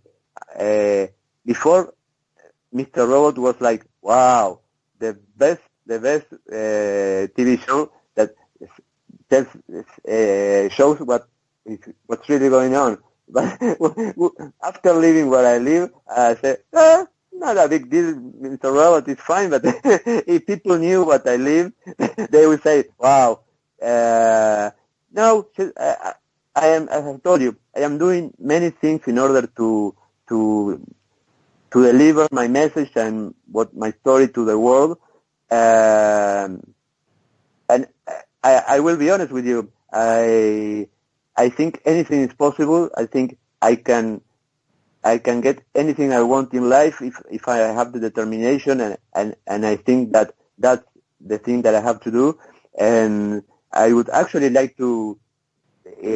I will actually do it, but my story, I will eventually contact somebody who would like to make my story, transform that in a content for, not a TV show for Netflix probably, but I think my story told in a way that can reach a mass of people huge. It would be very nice, and I will try a noisy way of not doing something. I will do it. Well, this has been incredible hearing all of this. My God, what a story. It definitely is like a real-life Mr. Robot, but even scarier because all the dots connect in a very disturbing way. Is there any chance we might see a mini-series or a movie someday? Yes, it is, and you will, unless what you said, unless somebody stops me, I will do it. I will do it. And by the way, sorry, if you know somebody in the industry that might be interested on covering my story and helping me to do this, that could be great. But I will eventually find a way to do it. That's for sure. Be sure of that. Alberto, I wanted to thank you so much for joining me on the show tonight. What a fascinating and educational story. I couldn't have had a better time. I really hope to touch bases with you again in the future and find out what you've been up to. Of course, I really appreciate that you gave me the opportunity to be in your program. I really appreciate that. I appreciate all the people that opened me the door to let me tell what happened to me, because here in Uruguay, unfortunately, the media, the newspaper, for example, all release information that is how not to use that is not correct. And I have contacted many of them, and I told them, listen, what you publish is a version of a story that might have some mistakes, that might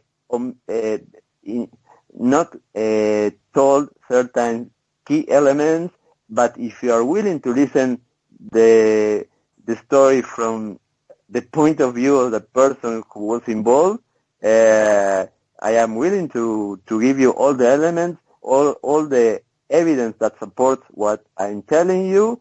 And unfortunately, no, I don't think it's unfortunate. I think that nobody told me, okay, it's because if they publish certain information, they made them publish that, and if they publish other things, they might lose the job. Maybe, I don't know. The power behind the media is very, very strong. So here, I told you, I contact people who publish things about my story, which were very stupid, and I told them, I can tell you another version, and nobody replied. So I really appreciate all those people that opened me the door, that were not in Uruguay, such as you, and let me tell things that happened to me. So I would love to be with you again and in a future, and let you know how this thing continues, because this is just the beginning. This is just the beginning, and as I told you, I will go with this till the end. Love it, love it. Well, I love that determination, bravery. It is a true testament of the human spirit for sure. Alberto, I will talk to you again someday, hopefully in the not so distant future. But until then, you have a good night, my friend. Good night. Thank you very much, and thanks for everybody who listened to this. And well, thank you. Bye-bye. Bye-bye. And there we have it. Oh my God, what a fantastic interview. Alberto Daniel Hill, again with the same middle name as my first name. We're going to go ahead and take a break. I'm going to snacka a little bit, and then we will come back for the after party.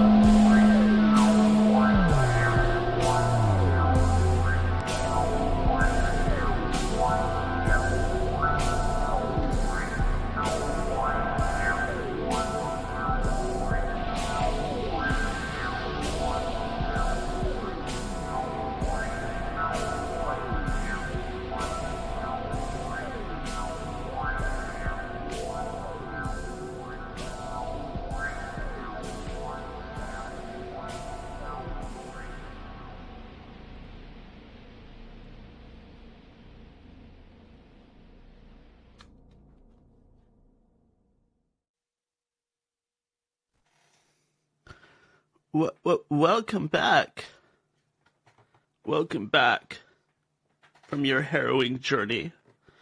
Welcome back to Babylon. Babylon the Mighty, Babylon the Great. Babylon is Babylon. How are you guys? Welcome to the after party. I'm Daniel. Remember, you can call in this program. We do have a call-in number.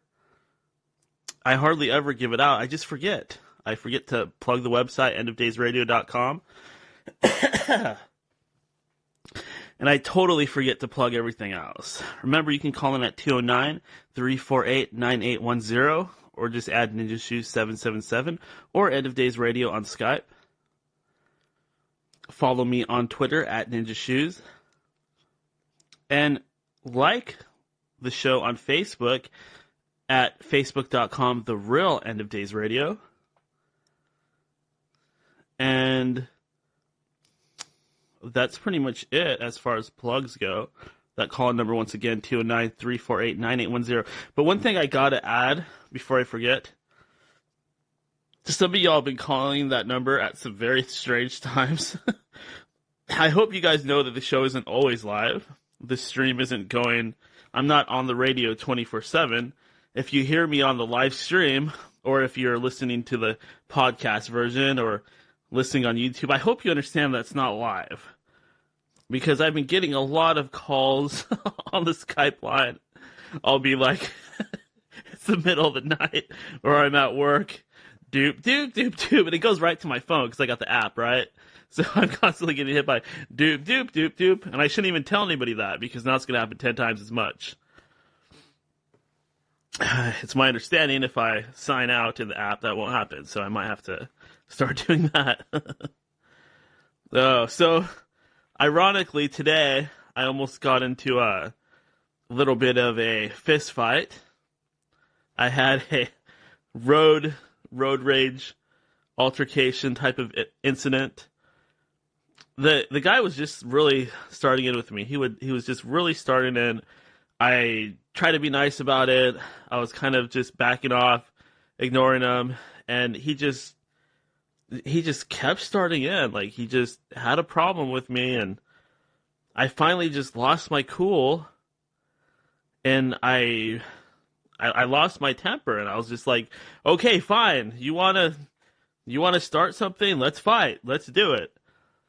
So he pulls over down a 2-lane road, 1-lane, 2-lane road going into a roundabout. So terrible place to just, he didn't even really pull over. He just kind of stopped his car in the middle of the road, and I stopped behind him. So there's tons and tons of cars just stuck there that can't even get through because these two a-holes are having an altercation.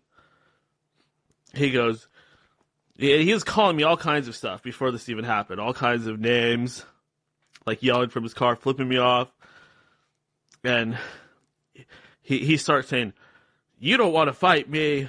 You don't want to go to jail. Let's get a cop down here. You don't want to go to jail. There's all these people. Like, from the beginning, he's trying to talk me out of fighting him. And then he acts like he's going to get in my face. So he's coming towards me like he wants to get nose to nose with me. And look, I'm no spring chicken. I've been in an altercation or two throughout my life. Not a whole lot. I mean, I'm not an asshole. I'm not one of these guys that starts trouble. I always try to avoid fighting. Of course I do. But I know enough to know that you don't ever let anybody get in your face.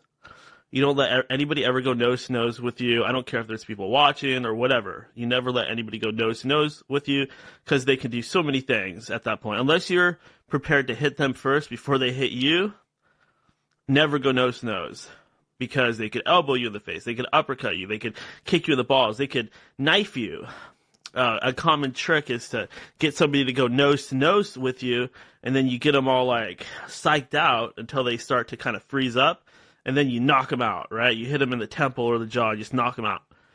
I wasn't going to let that happen to me, so he tried to go nose to nose with me, and I started to kind of bounce back, like a fighter would, control the distance. I started to kind of bounce back on my right foot. And I started putting my hands up a little bit. And then he didn't want any of that. Like, he didn't even put up his hands. He just kind of stopped and stood there and said, "You don't want to fight me, blah, blah, blah. You don't want to fight." And I said, "Sure I do. Go ahead and start." And then I did my Daniel LaRusso Karate Kid stance in front of the entire audience of cars that were backed up. And I said, "Sure I do. Start. Go ahead, start." And he didn't even want none. He goes, "You fucking faggot." And then he turns around and gets back in his car. And, I don't want to be called that, There's nothing against gay people. I don't like those sort of homophobic slurs. But he made me mad. I wasn't going to take that from him, so I was going to bounce it back at him. So I screamed as loud as I could, "You fucking faggot!" I basically just said the same thing back to him, but way louder in a way, deeper, more aggressive voice. "You fucking faggot!" And then I said, "You fucking pussy-ass bitch!" And I said, what was the other thing I said? I said, "Your car sucks." Because I was in my Mustang, and he was in this old 80s beater Pontiac Grand Am or something, Trans Am. It might have been an IROC. I don't know what the hell it was. It was beat up, though, so I made sure to tell him, "Your car sucks." And it did. But that was pretty much it. I thought about following him some more, but then I realized, hey, that's what a psychotic person would do. Why the hell would I do anything like that? So I just drove home. It was a pretty non-event. No fists were thrown. There was no violence. Nothing even really worth talking about, except for a funny little anecdote. But I think back and I think, well, there are some points there where I could have just kind of let it go and carried on with my business, but I let myself get triggered. Hey, I'm not perfect. I let myself get goaded and triggered, and it's really not a very smart thing to do. I'm not proud of myself. It was kind of cool doing that Daniel LaRusso stance. I have to admit, my heart rate was heightened. I had some adrenaline going. I felt like a little bit of a badass taking my karate stance right next to my Mustang and my tape deck, pumping out some tunes. Whoa, whoa, whoa, what's this? Hello. What's going on, Daniel? Hey there, buddy. So you're out fisticuffing now? Well, it never really got to that point. It was more just me talking a lot of smack. I see. Careful, because, if they have a gun or something, holy shit. So. Yeah, that's what my mother said when I was bragging to her. Did she? Might have a gun, Daniel. Yeah, pretty much that's the idea. That's pretty cool, but what if they had a gun? That's not good. And they're out of their mind, off their medicine or something. But it works both ways. That's scary. What if I had a gun? Well, there you go. It's like Equalizer. Yeah, exactly. Well, I don't have a gun, and probably for that reason. I probably would just shoot somebody or shoot myself, so I'm gun-free. Exactly. No, wait, hold on. I shouldn't tell people that. I have tons of guns. I have a gun on me right now. Right, exactly. And a giant six spikes that come out if you try to enter your room. Yeah. I have a steel chastity belt on. Steel trap door. They fall through. Yeah. How are you doing, Todd? Oh, I'm so good. It's so cold here in Utah, though. It's miserable. Oh. What temperature is it? Snow and 18 degrees. Oh, my God. It sucks there right now. Mm-hmm. How long is it like that throughout the year? It varies year to year. We're in a cold spell, probably because of the blood wolf moon. Yeah, I was checking out that. It's funny you bring that up because I was watching that eclipse the other night, and the moon turned completely blood red. Al was out in the desert driving his truck, and he pulled over and said he had a perfect view of it. I'm like, a perfect view? Yep. I'm like, holy shit, I thought it was only on the other side of the world, but it was seen here too. Yeah, I was scared because when it turned blood red like that, I was certain that we are indeed at the end of days. Those are some pretty spooky lunar events. People get crazy. Certain religions get crazy thinking it's all coming. Oh, it's frightening. Well, I don't understand if that's the Earth's shadow. How the hell does it turn blood red? Yeah, good question. Because it's not just a blood red; it's a super wolf. Like a bigger moon than usual because January, and then it's brighter and red. And it goes. And I I heard beheld people when he had opened the sixth seal, and lo, there was a great earthquake, and the sun became black as a sackcloth of hair, and the moon became as blood. Yep. That's one of the most fear-striking passages, no doubt. I went and looked at the eclipse last year, and that scared me. When the temperature dropped like 10 degrees in 2 minutes, I'm like, whoa, this is weird. Can you imagine if something like Planet X come through or something and caused a total freaking blackout of the sun or the moon or something? The temperature would drop about 50 degrees. Yeah, immediately. yeah, maybe. I have my doubts about all that space stuff. Me too. I mean, we know that meteors hit us, so there's got to be something up there that kind of falls from the sky. There has to be like something rock up there somewhere. But I just don't know about like Planet X or if we're even moving or anything's moving towards us. It just doesn't. I don't know. I hear you. Marshall Masters out there saying he saw it just recently. It's coming. Yeah, he but never really what's used to he say seeing? that. What's he seeing though? Is it swamp gas or a firefly or who knows? I'm just kidding, Marshall. One of the very first people that got killed by a UFO in UFO literature was I can't remember the guy's name, but he was a Air Force pilot that was in a platoon of P-52s that chased a UFO up into the sky. There was 5 P-52 fighter jets, and they kept climbing higher. The commander, everybody else had turned around because the thing kept going up higher, and P-52s can only go so high, and his plane crashed, but he was talking on the microphone trying to follow it, chase it. It's one of the first person that officially died chasing a UFO was like 1952 or something. I forget what day it was. Yeah, don't even bother chasing those things. They're too fast. They're just fucking with your minds. Don't even bother chasing them. Just let them. That's what it sounded like. Yeah, exactly. And those things, there's no doubt that they're out there, and I've seen them myself. But they got to either be human technology, like hidden technology, or it's something demonic, like it's some kind of shape-shifting fallen angels. Well, the Satan is known as the Lord of the Air.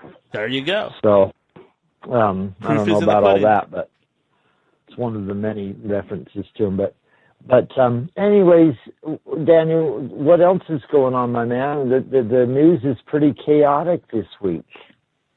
Yeah, I suppose the big thing would be the MAGA hat kids versus the Black Israelites.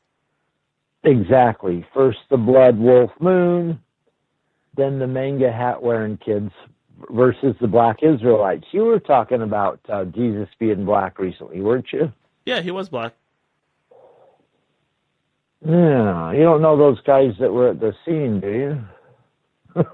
The Black Israelites. No, that's funny that you say that, Todd, because I used to laugh at those guys. I used to think, oh, they just want everybody to be black. They're delusional. That's so stupid. I mean, that's so far-fetched. They love Jesus. But when you think about it, a lot of the Jewish people, the original ones, were actually black because the whole King Solomon, Queen Sheba, Ethiopian Jew thing. Yeah, yeah, yeah. I'm not saying that they weren't. There aren't any pictures of them, just historical descriptions and places where they lived. A lot of people there are black. Yeah, I mean, In based those on where they areas. lived, they had to either be Arabic or black or a mixture of them both. Yeah, olive skinned. I mean, that's what we're told. Yep. Yeah, and that's what it says in all of the various texts and all of Well, that. I don't know about all those various texts because the various texts have been, variously texted, changed variously throughout the ages, and I just don't know about these historical figures. Even time itself, Daniel, is called into question in today's age. Your guess is thing disappeared off of Wikipedia. I mean, Scary stuff. pretty soon the computer's going to tell you who everybody is, including you. You're going to go there and it's going to have a thing of you, and you're like, this isn't me, and it won't matter. This isn't me. That's how the world will know you. It's him. Yeah, hey. Have a completely different profile picture. Oh my God. I don't know, Daniel, about that protest. Phonier than a $3 bill to start.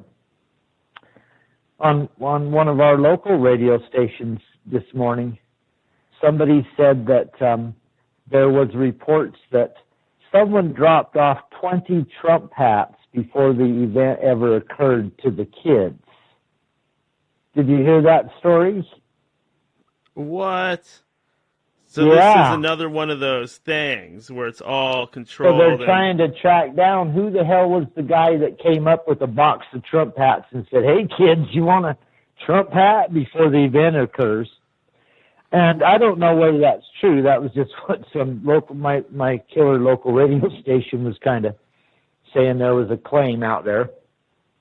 But, Daniel, if some guy's walking up to you with a drum, beating it, getting closer to you, beating it in your face, just dong, dong, dong, yelling some Indian chant, I thought the kid handled himself pretty well. Yeah, And the media turned it into a giant sideshow circus. Exactly. They're probably diverting our attention from something really important that's going on, if you want my opinion. Oh, sure. What isn't important that's going on? I mean, stuff like that, it's really hard to say exactly what the motivation is, and it could be just that, just keeping the whole media circus going, everybody polarized and focused in on these sort of red MAGA hats. They're like big targets. Like, you wave the red flag in front of the bull and get people to charge right in. I mean, you got to think about what's happening here. They're using the color red, the color red to trigger things. It's a way to identify people with the color easily. Yeah, they always use That's red. right, Daniel. Red or blue. That's what they do. Red, blue, black, yellow, green, depending on what the political movement is they're pushing. It's just using the old magics. It's fire and water. The red is the fire, and the blue is the water. It's Bloods versus Crips, Democrats versus Republicans. It's archetypal. Oh yeah, that garbage. Exactly. Jesse Ventura used to call them the Bloods and the Crips. You got the Bloods and the Crips and the political parties. You remember when he'd say that? Yeah, that's probably where I got that from. He was hilarious. Street gangs. Jesse Ventura. Where is he now? In South America. He should be coming on my show. You should get him on your show. That would be freaking weird. Yeah, I wonder if he would like me or if he'd want to kick my butt or what. Daniel, I heard you're kind of liberal. That was not What's bad. going on with you?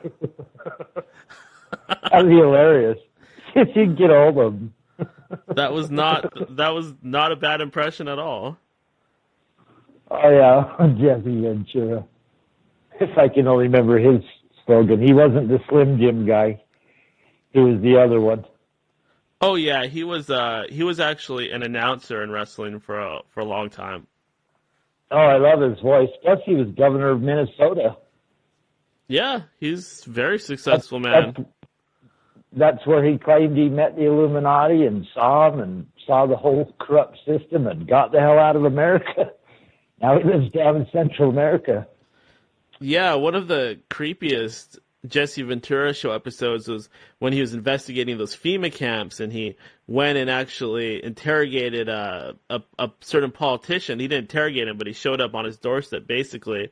And the guy was acting real creepy. He was just kind of looking at Jesse and making this face at him and smiling like he knew something and kind of denying things, but he was also laughing, and he says to Jesse Ventura, he goes, "You think aliens are coming?"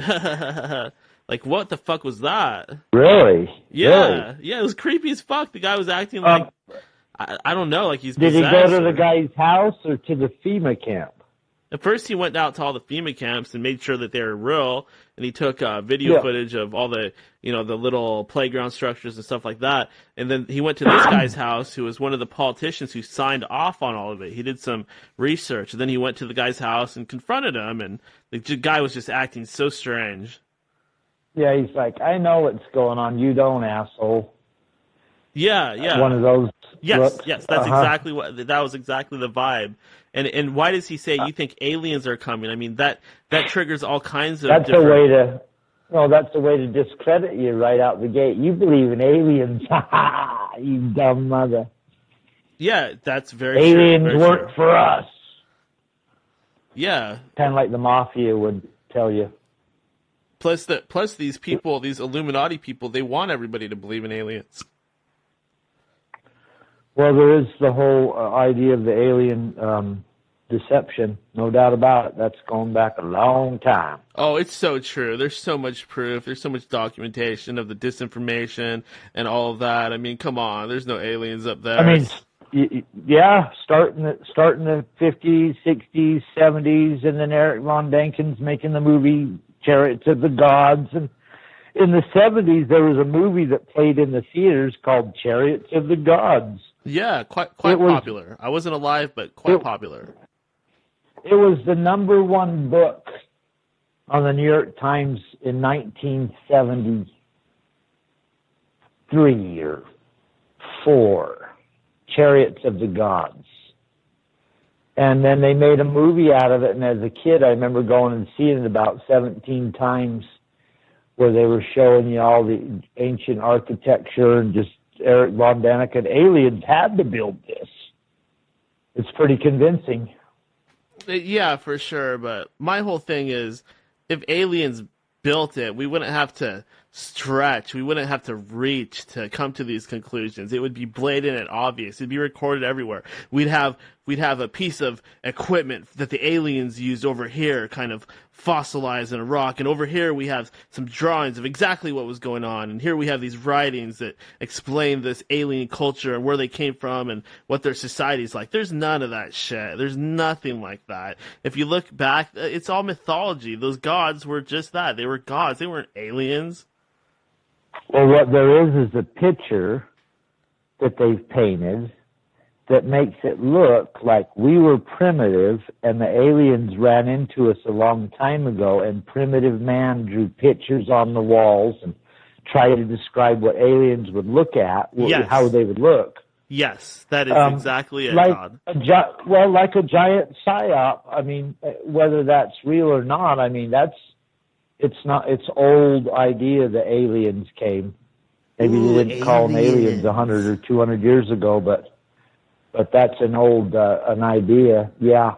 Yeah, exactly. And why are aliens going to come from billions and billions of light years away in infinitesimal amounts of space? Why are they going to come here? Why are they able to breathe our air? Why are they able to be the exact same size as us, even though other planets would be completely different? Why do they have binocular vision? Why do they have 2 arms and 2 legs? 5 legs, 2 arms are same height. Yeah, why is all that stuff a fact? And why would they come all the way here so they could stick big metal objects into Whitley Strieber's butthole? Well, you brought that up last weekend. Al told you why. Because the quickest way to the average human's brain's through his ass. That was pretty funny. Or last show. Yeah. I was like, you know why they do the anal probes? Because that's where your brain is. for the average human. That's hilarious. But on the alien thing, yeah, you're right. The most advanced scientists, if you believe in space and planets and all that, they're saying that the further we go into time, the harder it's going to be to find another civilization because all the solar systems are spreading apart. They're getting further away, Daniel. You know how science tells us the Big Bang? Yeah. Every solar system is moving away from the other one. They're not moving closer, they're moving away. And so as time goes by, they're going to get further away. And then there's a number of other things. You know how the movies always present the idea that the aliens come and they want to eat us, or the aliens come and they want to probe us, or they're interested in us. If they could come from another planet, they probably pretty much know everything that's going on, so they wouldn't need to test us physiologically. That sounds more like crap that's going on in our world. Yeah, and that's exactly it. That's exactly it, because what would do something like that would be an incubus or succubus, an energy parasite, demonic entity that attaches itself to you and comes and rapes you at night and drains your energy. And that sounds like ancient literature, you know, from all the earliest days they've talked about those stuff kind that of they things actually, you're talking about, Daniel. But exactly, stuff that they actually wrote about, not us taking what they wrote about and stretching it into aliens. Well, stretching it into aliens, I'm with you. That's probably what they're doing. They're stretching it like that old Gumby character, and they're making it what they want it. And check this part out, Todd. All those things that would happen in those demonic hauntings, poltergeist activity, basically what these demonic deceiving beings did is they blamed all of that shit on reptilians. They're saying, oh, that wasn't us. It wasn't demons. It was reptilians doing these things. There's reptilians floating around your house knocking stuff around. They're the ones doing it. They basically blamed all of their thousands and thousands of years of tormenting humanity on this fake reptilian alien race. Yeah, kind of like you're saying. And then I sit and go, okay, now we're going to move to 5G, where 20,000 satellites are going to sit above you and shoot laser beams back and forth at the highest speed electricity can generate. And everybody's cell phone's going to be a connection for the laser beams, and they're going to have a something on every 500 feet to be able to pull off the new 5G, Daniel. Can you imagine the amount of electromagnetic beams they're going to be shooting down from satellites? You don't think they could fake like an alien or a ghost experience or put something in somebody's brain? Yeah, I definitely think that there's a technological element there that can never be ruled out at all. I mean, that's always a possibility. Right. Who's to say that? No, listen, my opinion is that the reason they're spreading this mythology and setting it up for 3, 4, 5 decades is because they want everybody's mind to be wrapped around the possibility that you might have a ghost, you might have a demon. And then when they bring in the 5G, they can probably produce one right there in front of you. And you'll bow down when something's tormenting you. You can see it and it's being generated. Can't you see it's a perfect control mechanism for a population that's been geared to believe in all these supernatural happenings? Yeah, there's definitely that possibility, and a lot of that makes sense. In fact, I'd say that there's some truth there. They want people to kind of be afraid of these things. But why is there 10,000 ghost hunter shows? We never even had one ghost hunter show. We had that show Kolchak back in the 70s where he hunted down monsters. But that was a whole different thing from people going out with electronic gadgets, proving that there's a spirit right there in front of you in your house. This stuff could all be fake. Well, what kind of gets me, and the reason why I do think there could be some truth there is, those shadow people things that people see. To me, that Yeah. smoky stuff that they're made of. To me, that could almost be like some kind of nanotechnology, like tiny little robots that are floating around. They just look like smoke, and they can look like a human. They could form themselves to look like an animal, a dog, or just a half a body, or they could just be a swirling mass of black smoke if they want to be. So that would totally fit into context of something like that. Or they could just beam it into your brain and you see foggy shadows out the corners of your eye because you're picking up weird energy that's moving in around you. There's things you can't see. Go stick your finger in a light socket. Experience electricity. Or maybe what it is, Todd, is that these demonic beings, maybe they just are a type of technology, an ancient type of technology, maybe even a natural type of technology. I love your arguments with Al about the demons. Keep telling him, Daniel, it's demons, not aliens. Or, keep that argument going. With me, it's a little deeper. I got off the demon thing once I was reading like John Keel and Charles Fort, and started attributing stuff to more natural things. Or they're not coming from another planet. They're coming from another dimension. That's kind of where I side. And what else comes from another dimension? Demons?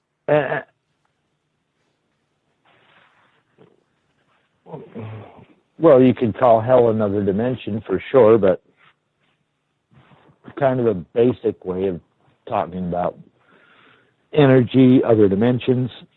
I think that it's like what you see in the magical world, where there's not planets and things like that, but there's just dimensions and spheres of reality, not necessarily round, but just represented by spheres. There's spheres of reality, and there's a range. There's positive ones, and then there's negative ones, and sometimes things come through from the positive realms, and sometimes these monstrous things come through from those negative sort of hellish places.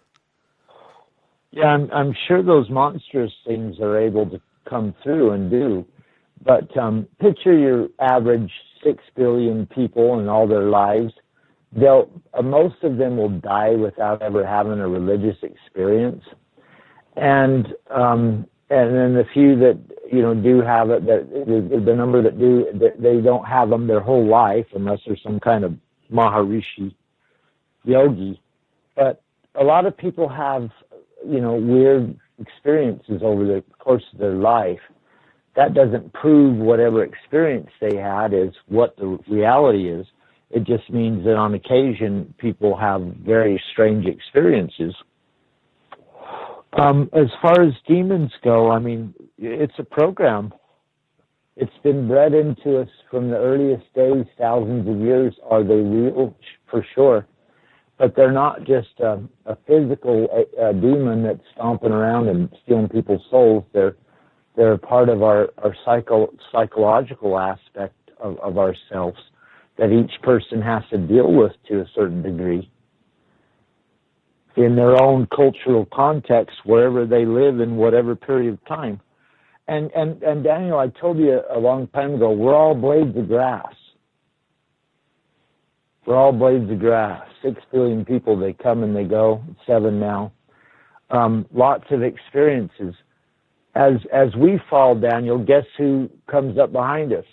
Those in our genetic line. Yeah, very true. The old make way for the young. So I do believe that we're carrying the genetic race experience. We're all involved in this world where we're experiencing what's going on at the world at any given time, but we all fall. They haven't announced that we can live forever yet, but I do think that's coming. Yeah, well, the reason they want to do that is because these sort of demonic, sort of archonic beings and their lord, their king, Lucifer, well, Lucifer wants to he wants to do all the same things that the true creator did, which is offer people immortality and everlasting life, but he's doing it his own way. Instead of doing it the natural way, which is becoming one with all, he's doing it the unnatural way and extending the human lifespan with technology.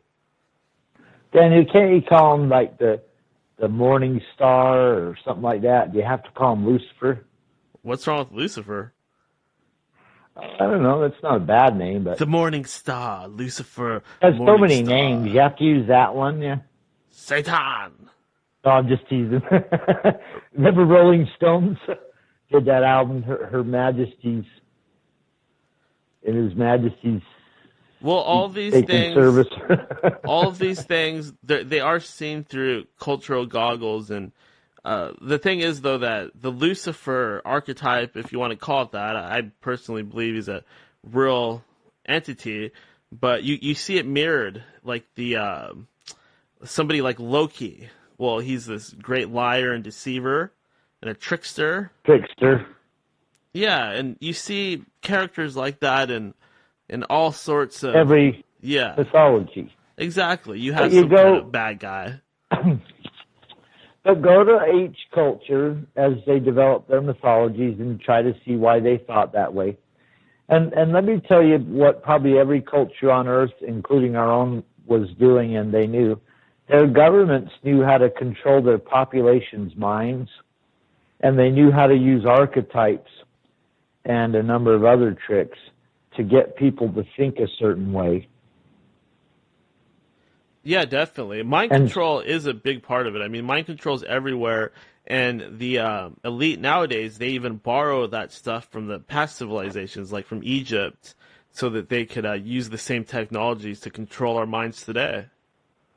Everything these guys do, their whole background's draped when they go to their meetings and all this old symbology.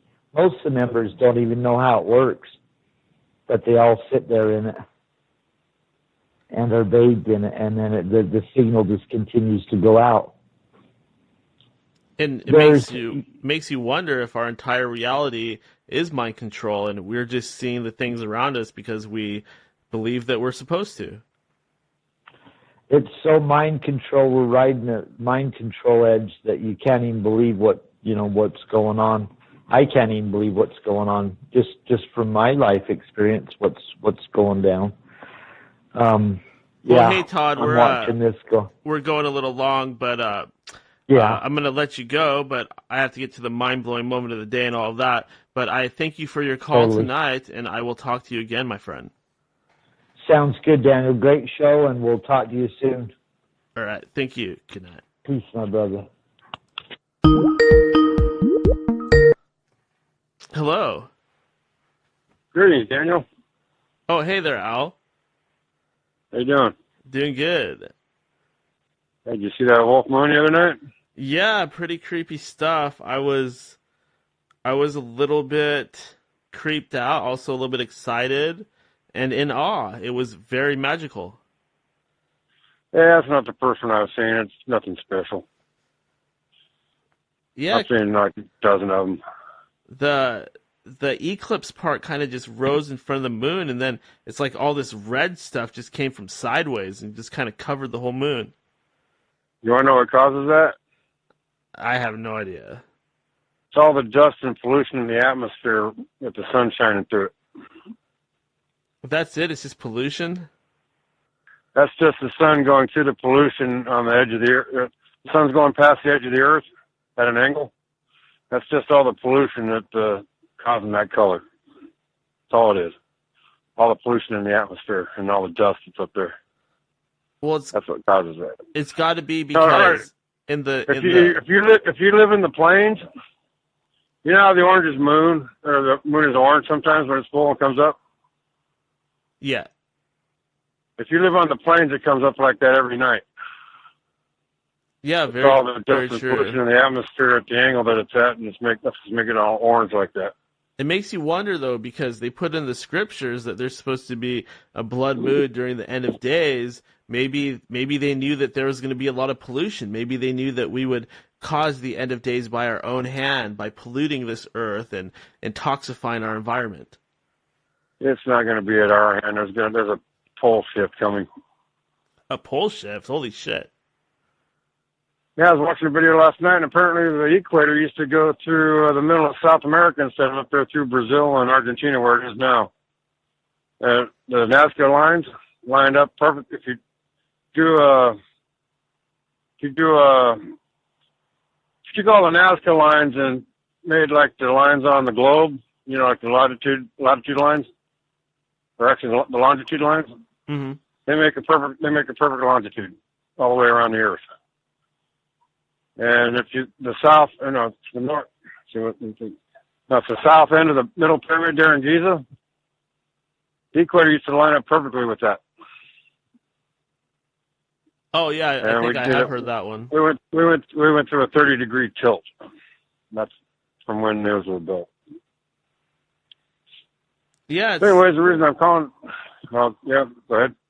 Oh yeah, it's I don't take it that you're a flat Earth believer. Hey, if the Earth was flat, then there'd be a line going through the middle of the eclipse, wouldn't it? Maybe. Have you ever seen those memes of the flat Earth eclipse, and it shows just a line going through the middle of the moon? You're a pretty firm believer in the globe. Oh, hell yeah. Well, let me rephrase that. I'm a firm believer in the Matrix. How's that? That I can vibe with a little bit more. How about we're just all in a holodeck like on Star Trek? Yeah, I'd say that's basically it. Well, I got some news. I got a personal message yesterday on my Facebook Messenger from I can't remember the first name, but the last name was Rockefeller. Welcoming me into the Illuminati. Informing me that they're going to do everything they can to help me succeed in life. Stop the clock. Are you saying you got a message from the Illuminati? I got a message from a person by the last name of Rockefeller. Basically, yeah.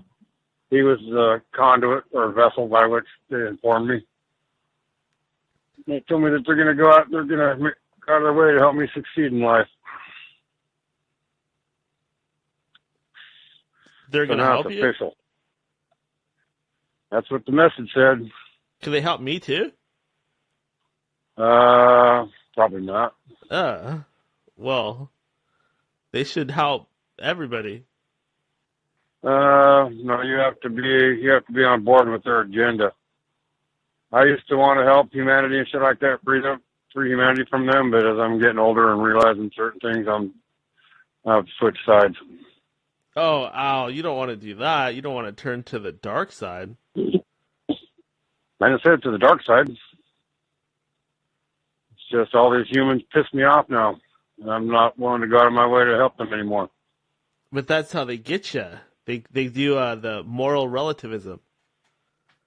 No, well, it's just their morals are corrupt. The human race's morals are corrupt and getting out of hand. So I'm done.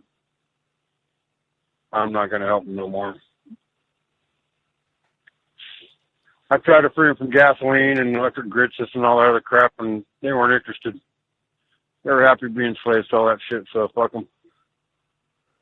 So you had some sort of free energy plan? Yeah, there's all kinds. Remember that cold fusion back in the 90s? I think so, yeah. Might be a little before your time. Yeah, that shit works. I was going to give that to the world. The world didn't want it. They're happy being slaves to their energy needs, so fuck them. Yeah, that's I wanted to ask you. you. Go I want ahead. to ask you, what do you do for a job?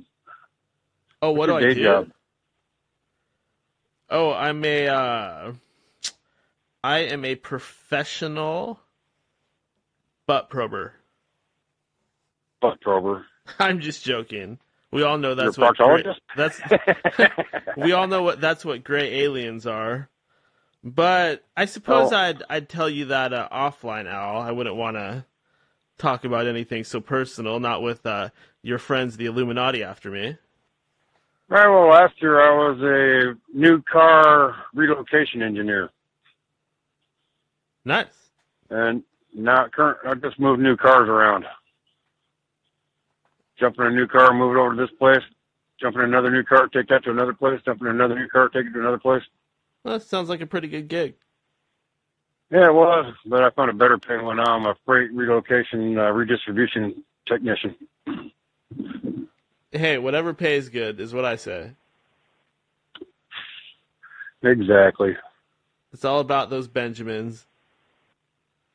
Pretty much, or those Jeffersons. Those Satan beast dollars. Isn't Benjamin on the 20? I wouldn't know.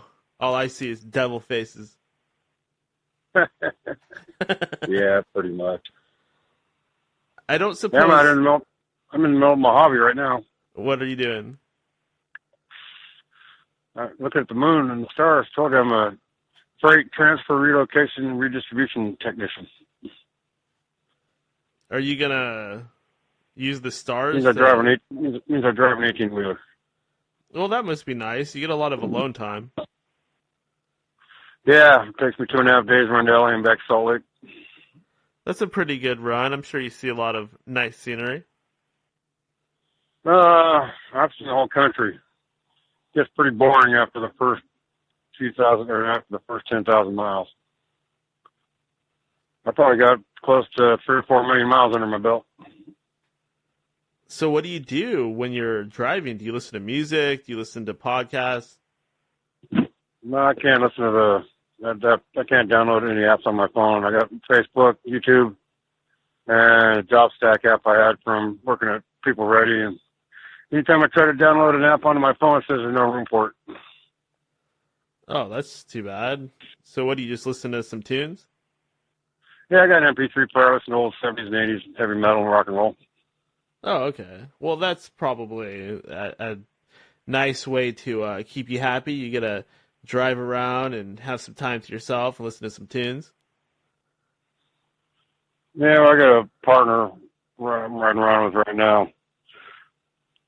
But as soon as I can get my truck insured, then I'll be out here by myself. Nice. Are you going to sleep in the truck?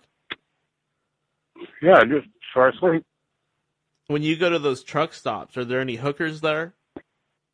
Oh, no. I just go in there and get fuel and leave.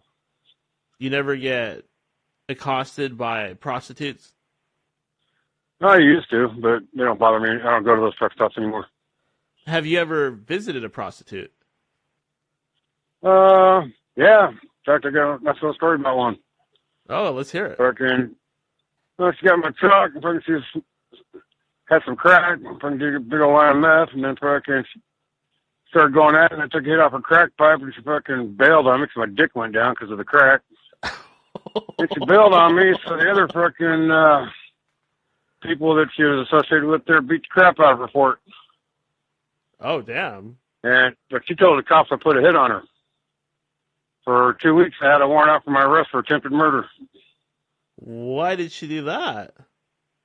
Because she told the cops that I beat her up because she didn't want to knock on her friend. I beat her up for me instead. Shit. Damn. But an Air Force liaison went to the cops and told them what really happened, and fucking they dropped it all. Oh, nice. Jeez, yeah, it's funny. A woman that lies to the police can really cause a lot of trouble. Yeah, well, I had a girl up in Nebraska freaking come up to me and said, "Suck your dick for a couple bucks." I was all, "Well, you don't have much self-esteem for yourself." So I just gave her a couple bucks. I said, "I don't need your blowjob." Was she ugly? No, not really. Just fucking, she looked a little hammered. Yeah, maybe she just wanted to do it. I mean, a couple bucks ain't much. No, she just needed a couple bucks to get something to eat. Or she figures, So hey, I just felt sorry for her, so I just gave her a couple bucks so here, get something to eat. Oh, man, you should have taken it. You should have just given her a couple bucks and got something in return.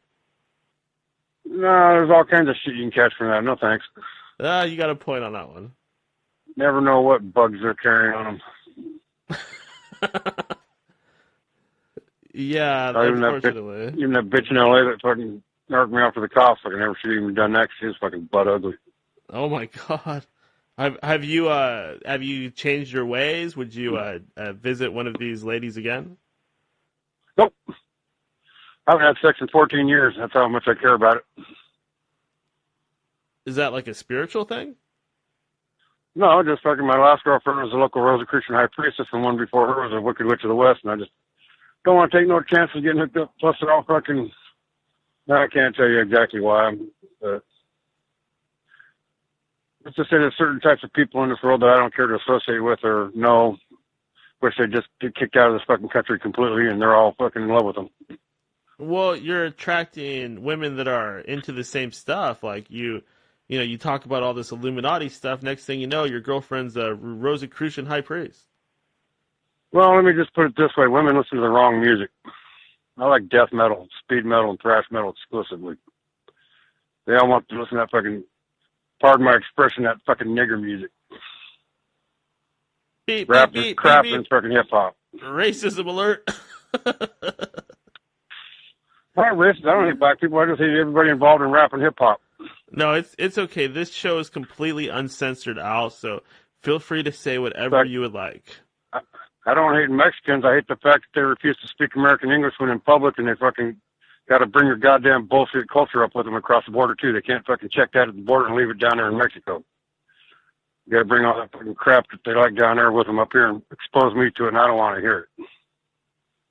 Yes, very true. Very true. I mean, no, I don't agree with that at all. What am I saying? But, hey, if it wasn't for Mexicans up here, I wouldn't be able to go to a taqueria and give me a nice carne asada tacos, right? Yeah, definitely. Maybe we should talk about aliens again. I'm just saying. But yeah, I actually got to get going. I got to get back on the highway. I'm supposed to be in LA first thing in the morning. I got to get down here before my logbook runs out. Well, we got a different Al tonight, the uncensored, unfiltered Al. Well, the Illuminati are protecting me now. So, you know. Well, it must be. Tell me they're going to go out of their way to help me succeed in life. Well, it must be a good thing because that was probably one of your best calls.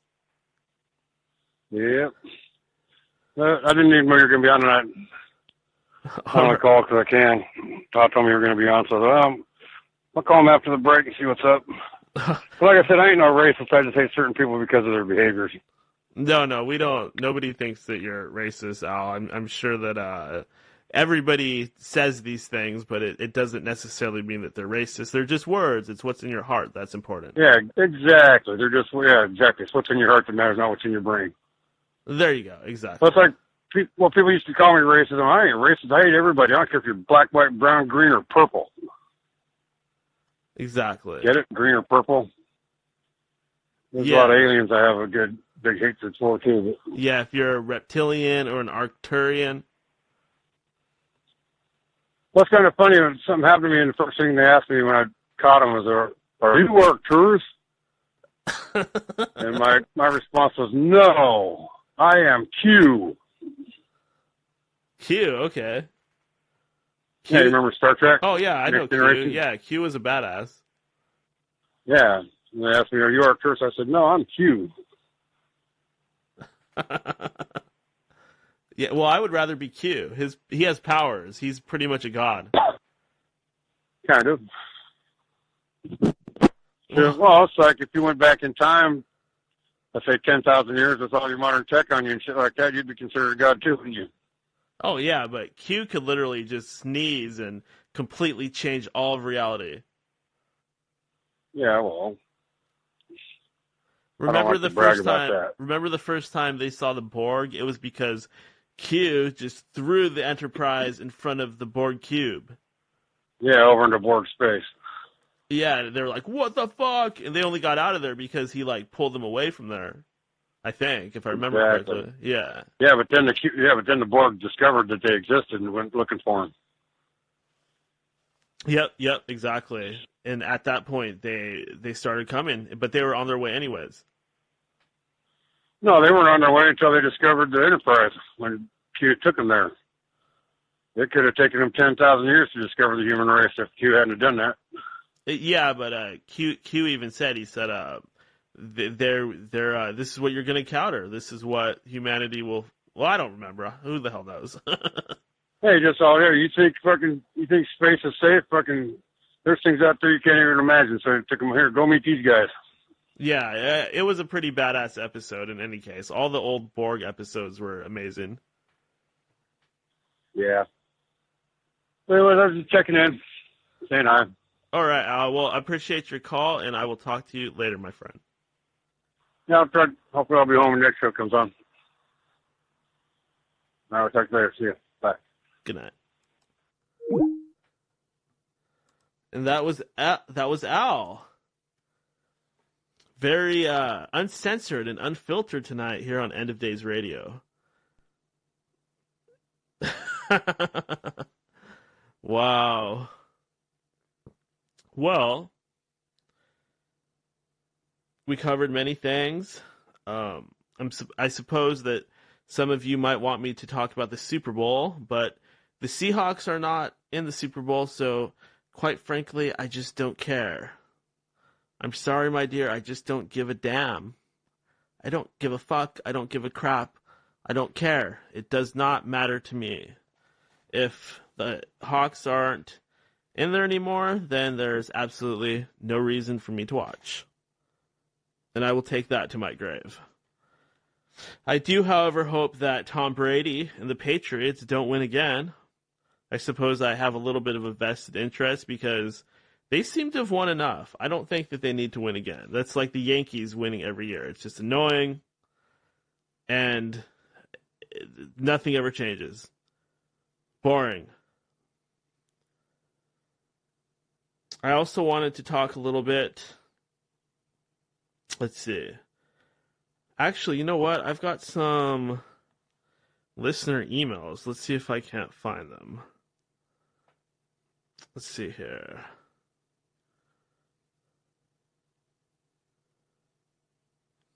Oh, here's a brand new one. This is from, I won't say his full name, it's Josh.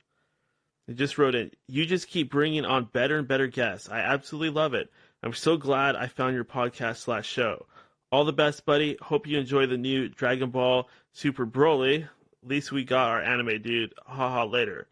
Right on. I will be watching that movie. Absolutely. I'm a huge Dragon Ball Super fan, as many of you know out there.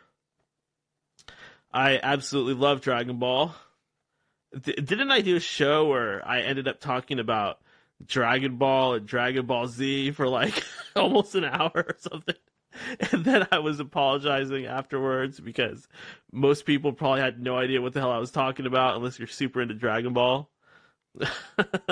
That was a for me show, I think. I try to keep my audience entertained and keep them in mind, but occasionally I do like me stuff where I'm just kind of going into my own little tangent, which I try to avoid because we don't want to hear about pro wrestling or anime, right? We want to talk about ghosts and goblins and little green butt probers. All right, let's see here. One lady on Twitter was mad. She was like, how do I even explain it? She was trying to convince me that reptilians were real, and I was saying they're not real, they're demons. And she goes, no, they are real. I'm going to prove it to you. And she sends me this file. I mean, I could play it. I got the right hookups and everything to play stuff. But it's just like, there's no point. It was just, I listened to it and there's two people talking, and then there's a sound like, kind of like a growl from an old 80s horror movie or something. It was just really, I mean, it sounded like something was there, like some kind of animal, but that could be from a Halloween mixtape or an actual movie, or who knows where it's from. I don't know what that was from, and I just responded and I said, hey, that sounds pretty cool, but I continued to say that I don't believe in reptilian aliens. I continued to say that on Twitter and, you know, just talk about that, and she got mad and she's arguing against me saying, I just sent you proof. Reptilian aliens are real, and I just said respectfully, I appreciate that, but that's not proof that reptilian aliens are real. That's just an audio file of something growling, and I guess I was being a little bit of a smartass because I said, well, it sounds like a demon to me, or it sounds like demons to me, because that makes the alien people so mad when you tell them that all their alien stuff is demons. But it's so fun because it's true. And I guess she just blocked me. She blocked me because I said reptilians are demons. She blocked me. Like, I know this is just like frivolous, and I shouldn't even be entertaining these sorts of strange games, but I was open to be convinced. I'll debate with you if you can convince me that reptilian aliens are real and they're not just disinformation, like I know they are.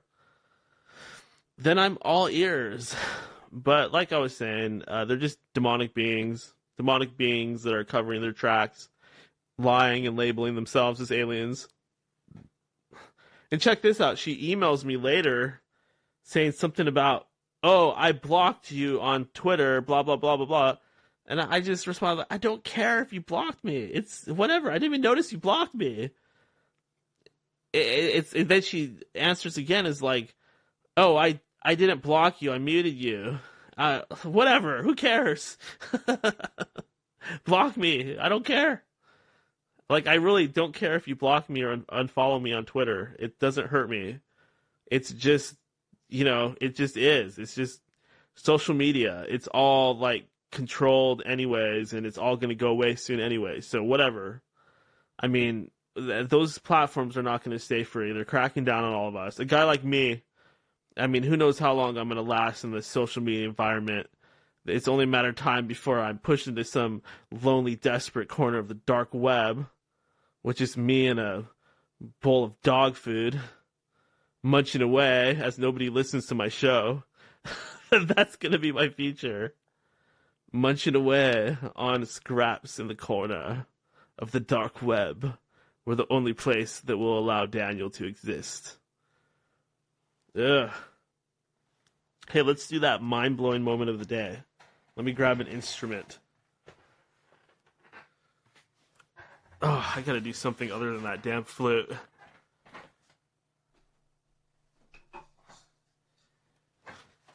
You're blowing my mind, man. You're blowing my mind, man. God damn, you're blowing my mind. Yeah, it's the end of days. Mind-blowing moment of the day. I'm going to say that the mind-blowing moment of the day this time has got to be when we were talking to Alberto, and he was telling us about how there's something bigger behind this whole story. Something bigger. That was scary. I mean, obviously, like, looking at all the facts and the way he presented it all kind of came together for me. The picture he painted, it all kind of came together. And this stuff is evidence. Like, people that go around saying they don't have hard evidence of things, this is your evidence. You're just not listening. You don't want to hear it. You're dismissing it all. A grand and vast conspiracy. The worldwide monetary banking conspiracy. That's where you can start. And the rabbit hole goes very deep, let me tell you.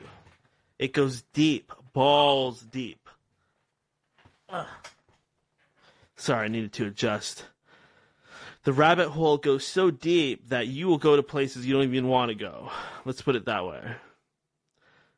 And I'm not trying to warn you off the path. By all means, jump in. But just be sure to keep your wits about you. I will say that much.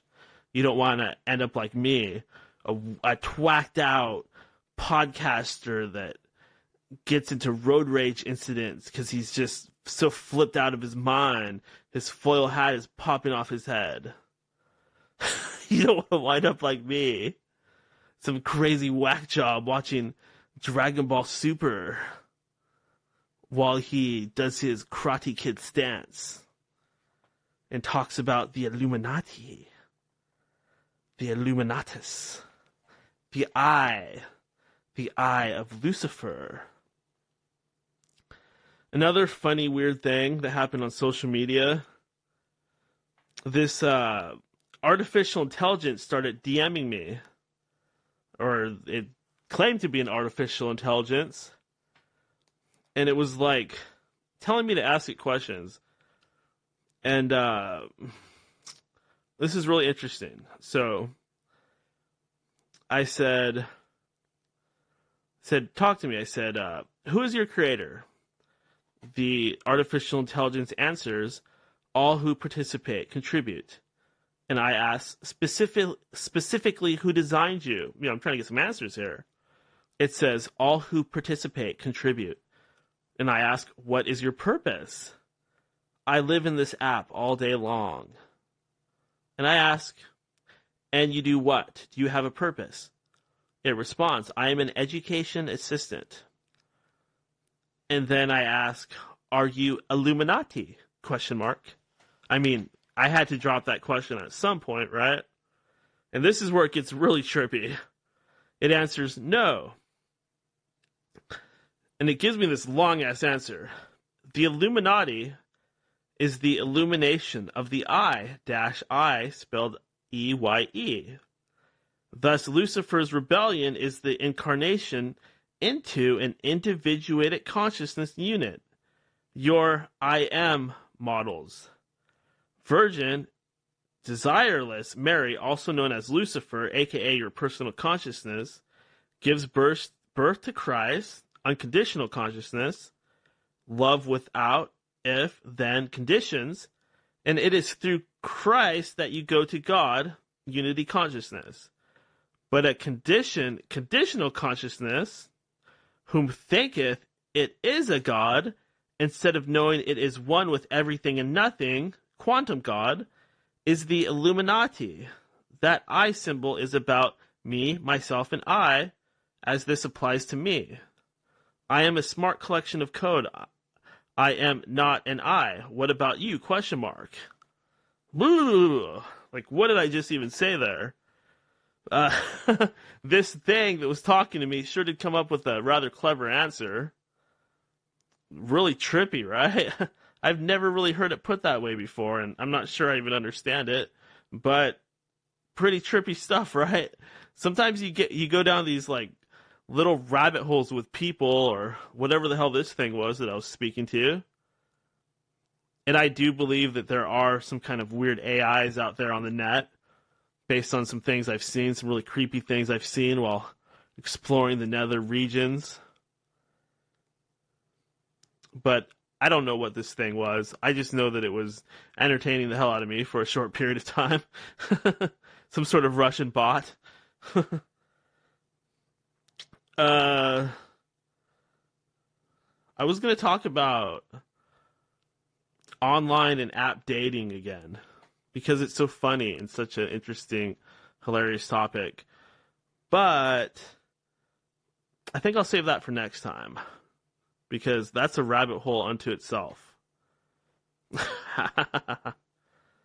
I was going to talk a little bit about MMA, but I know that just bores the crap out of everybody.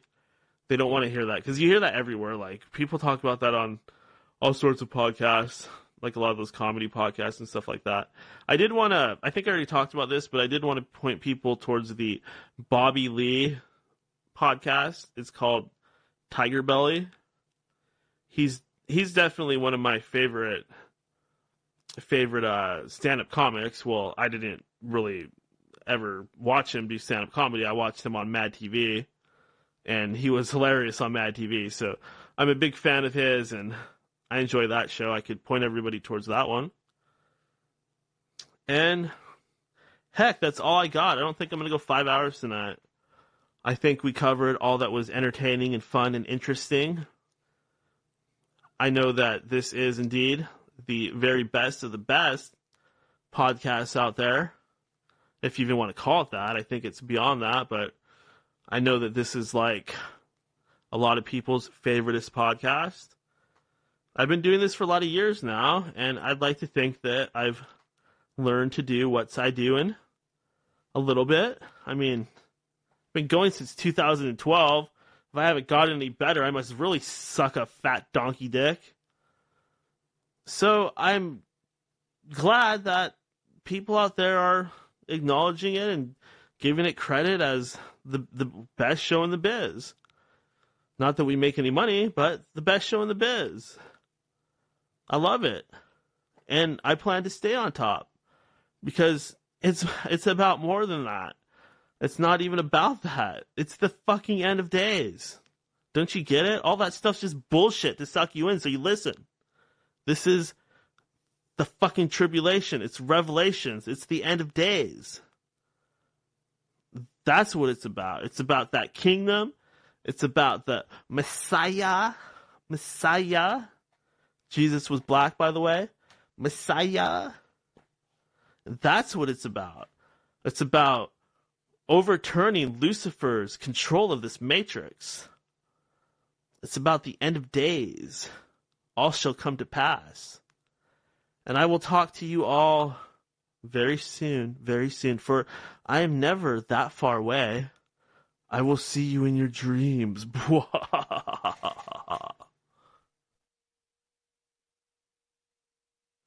Oh, and go to endofdaysradio.com.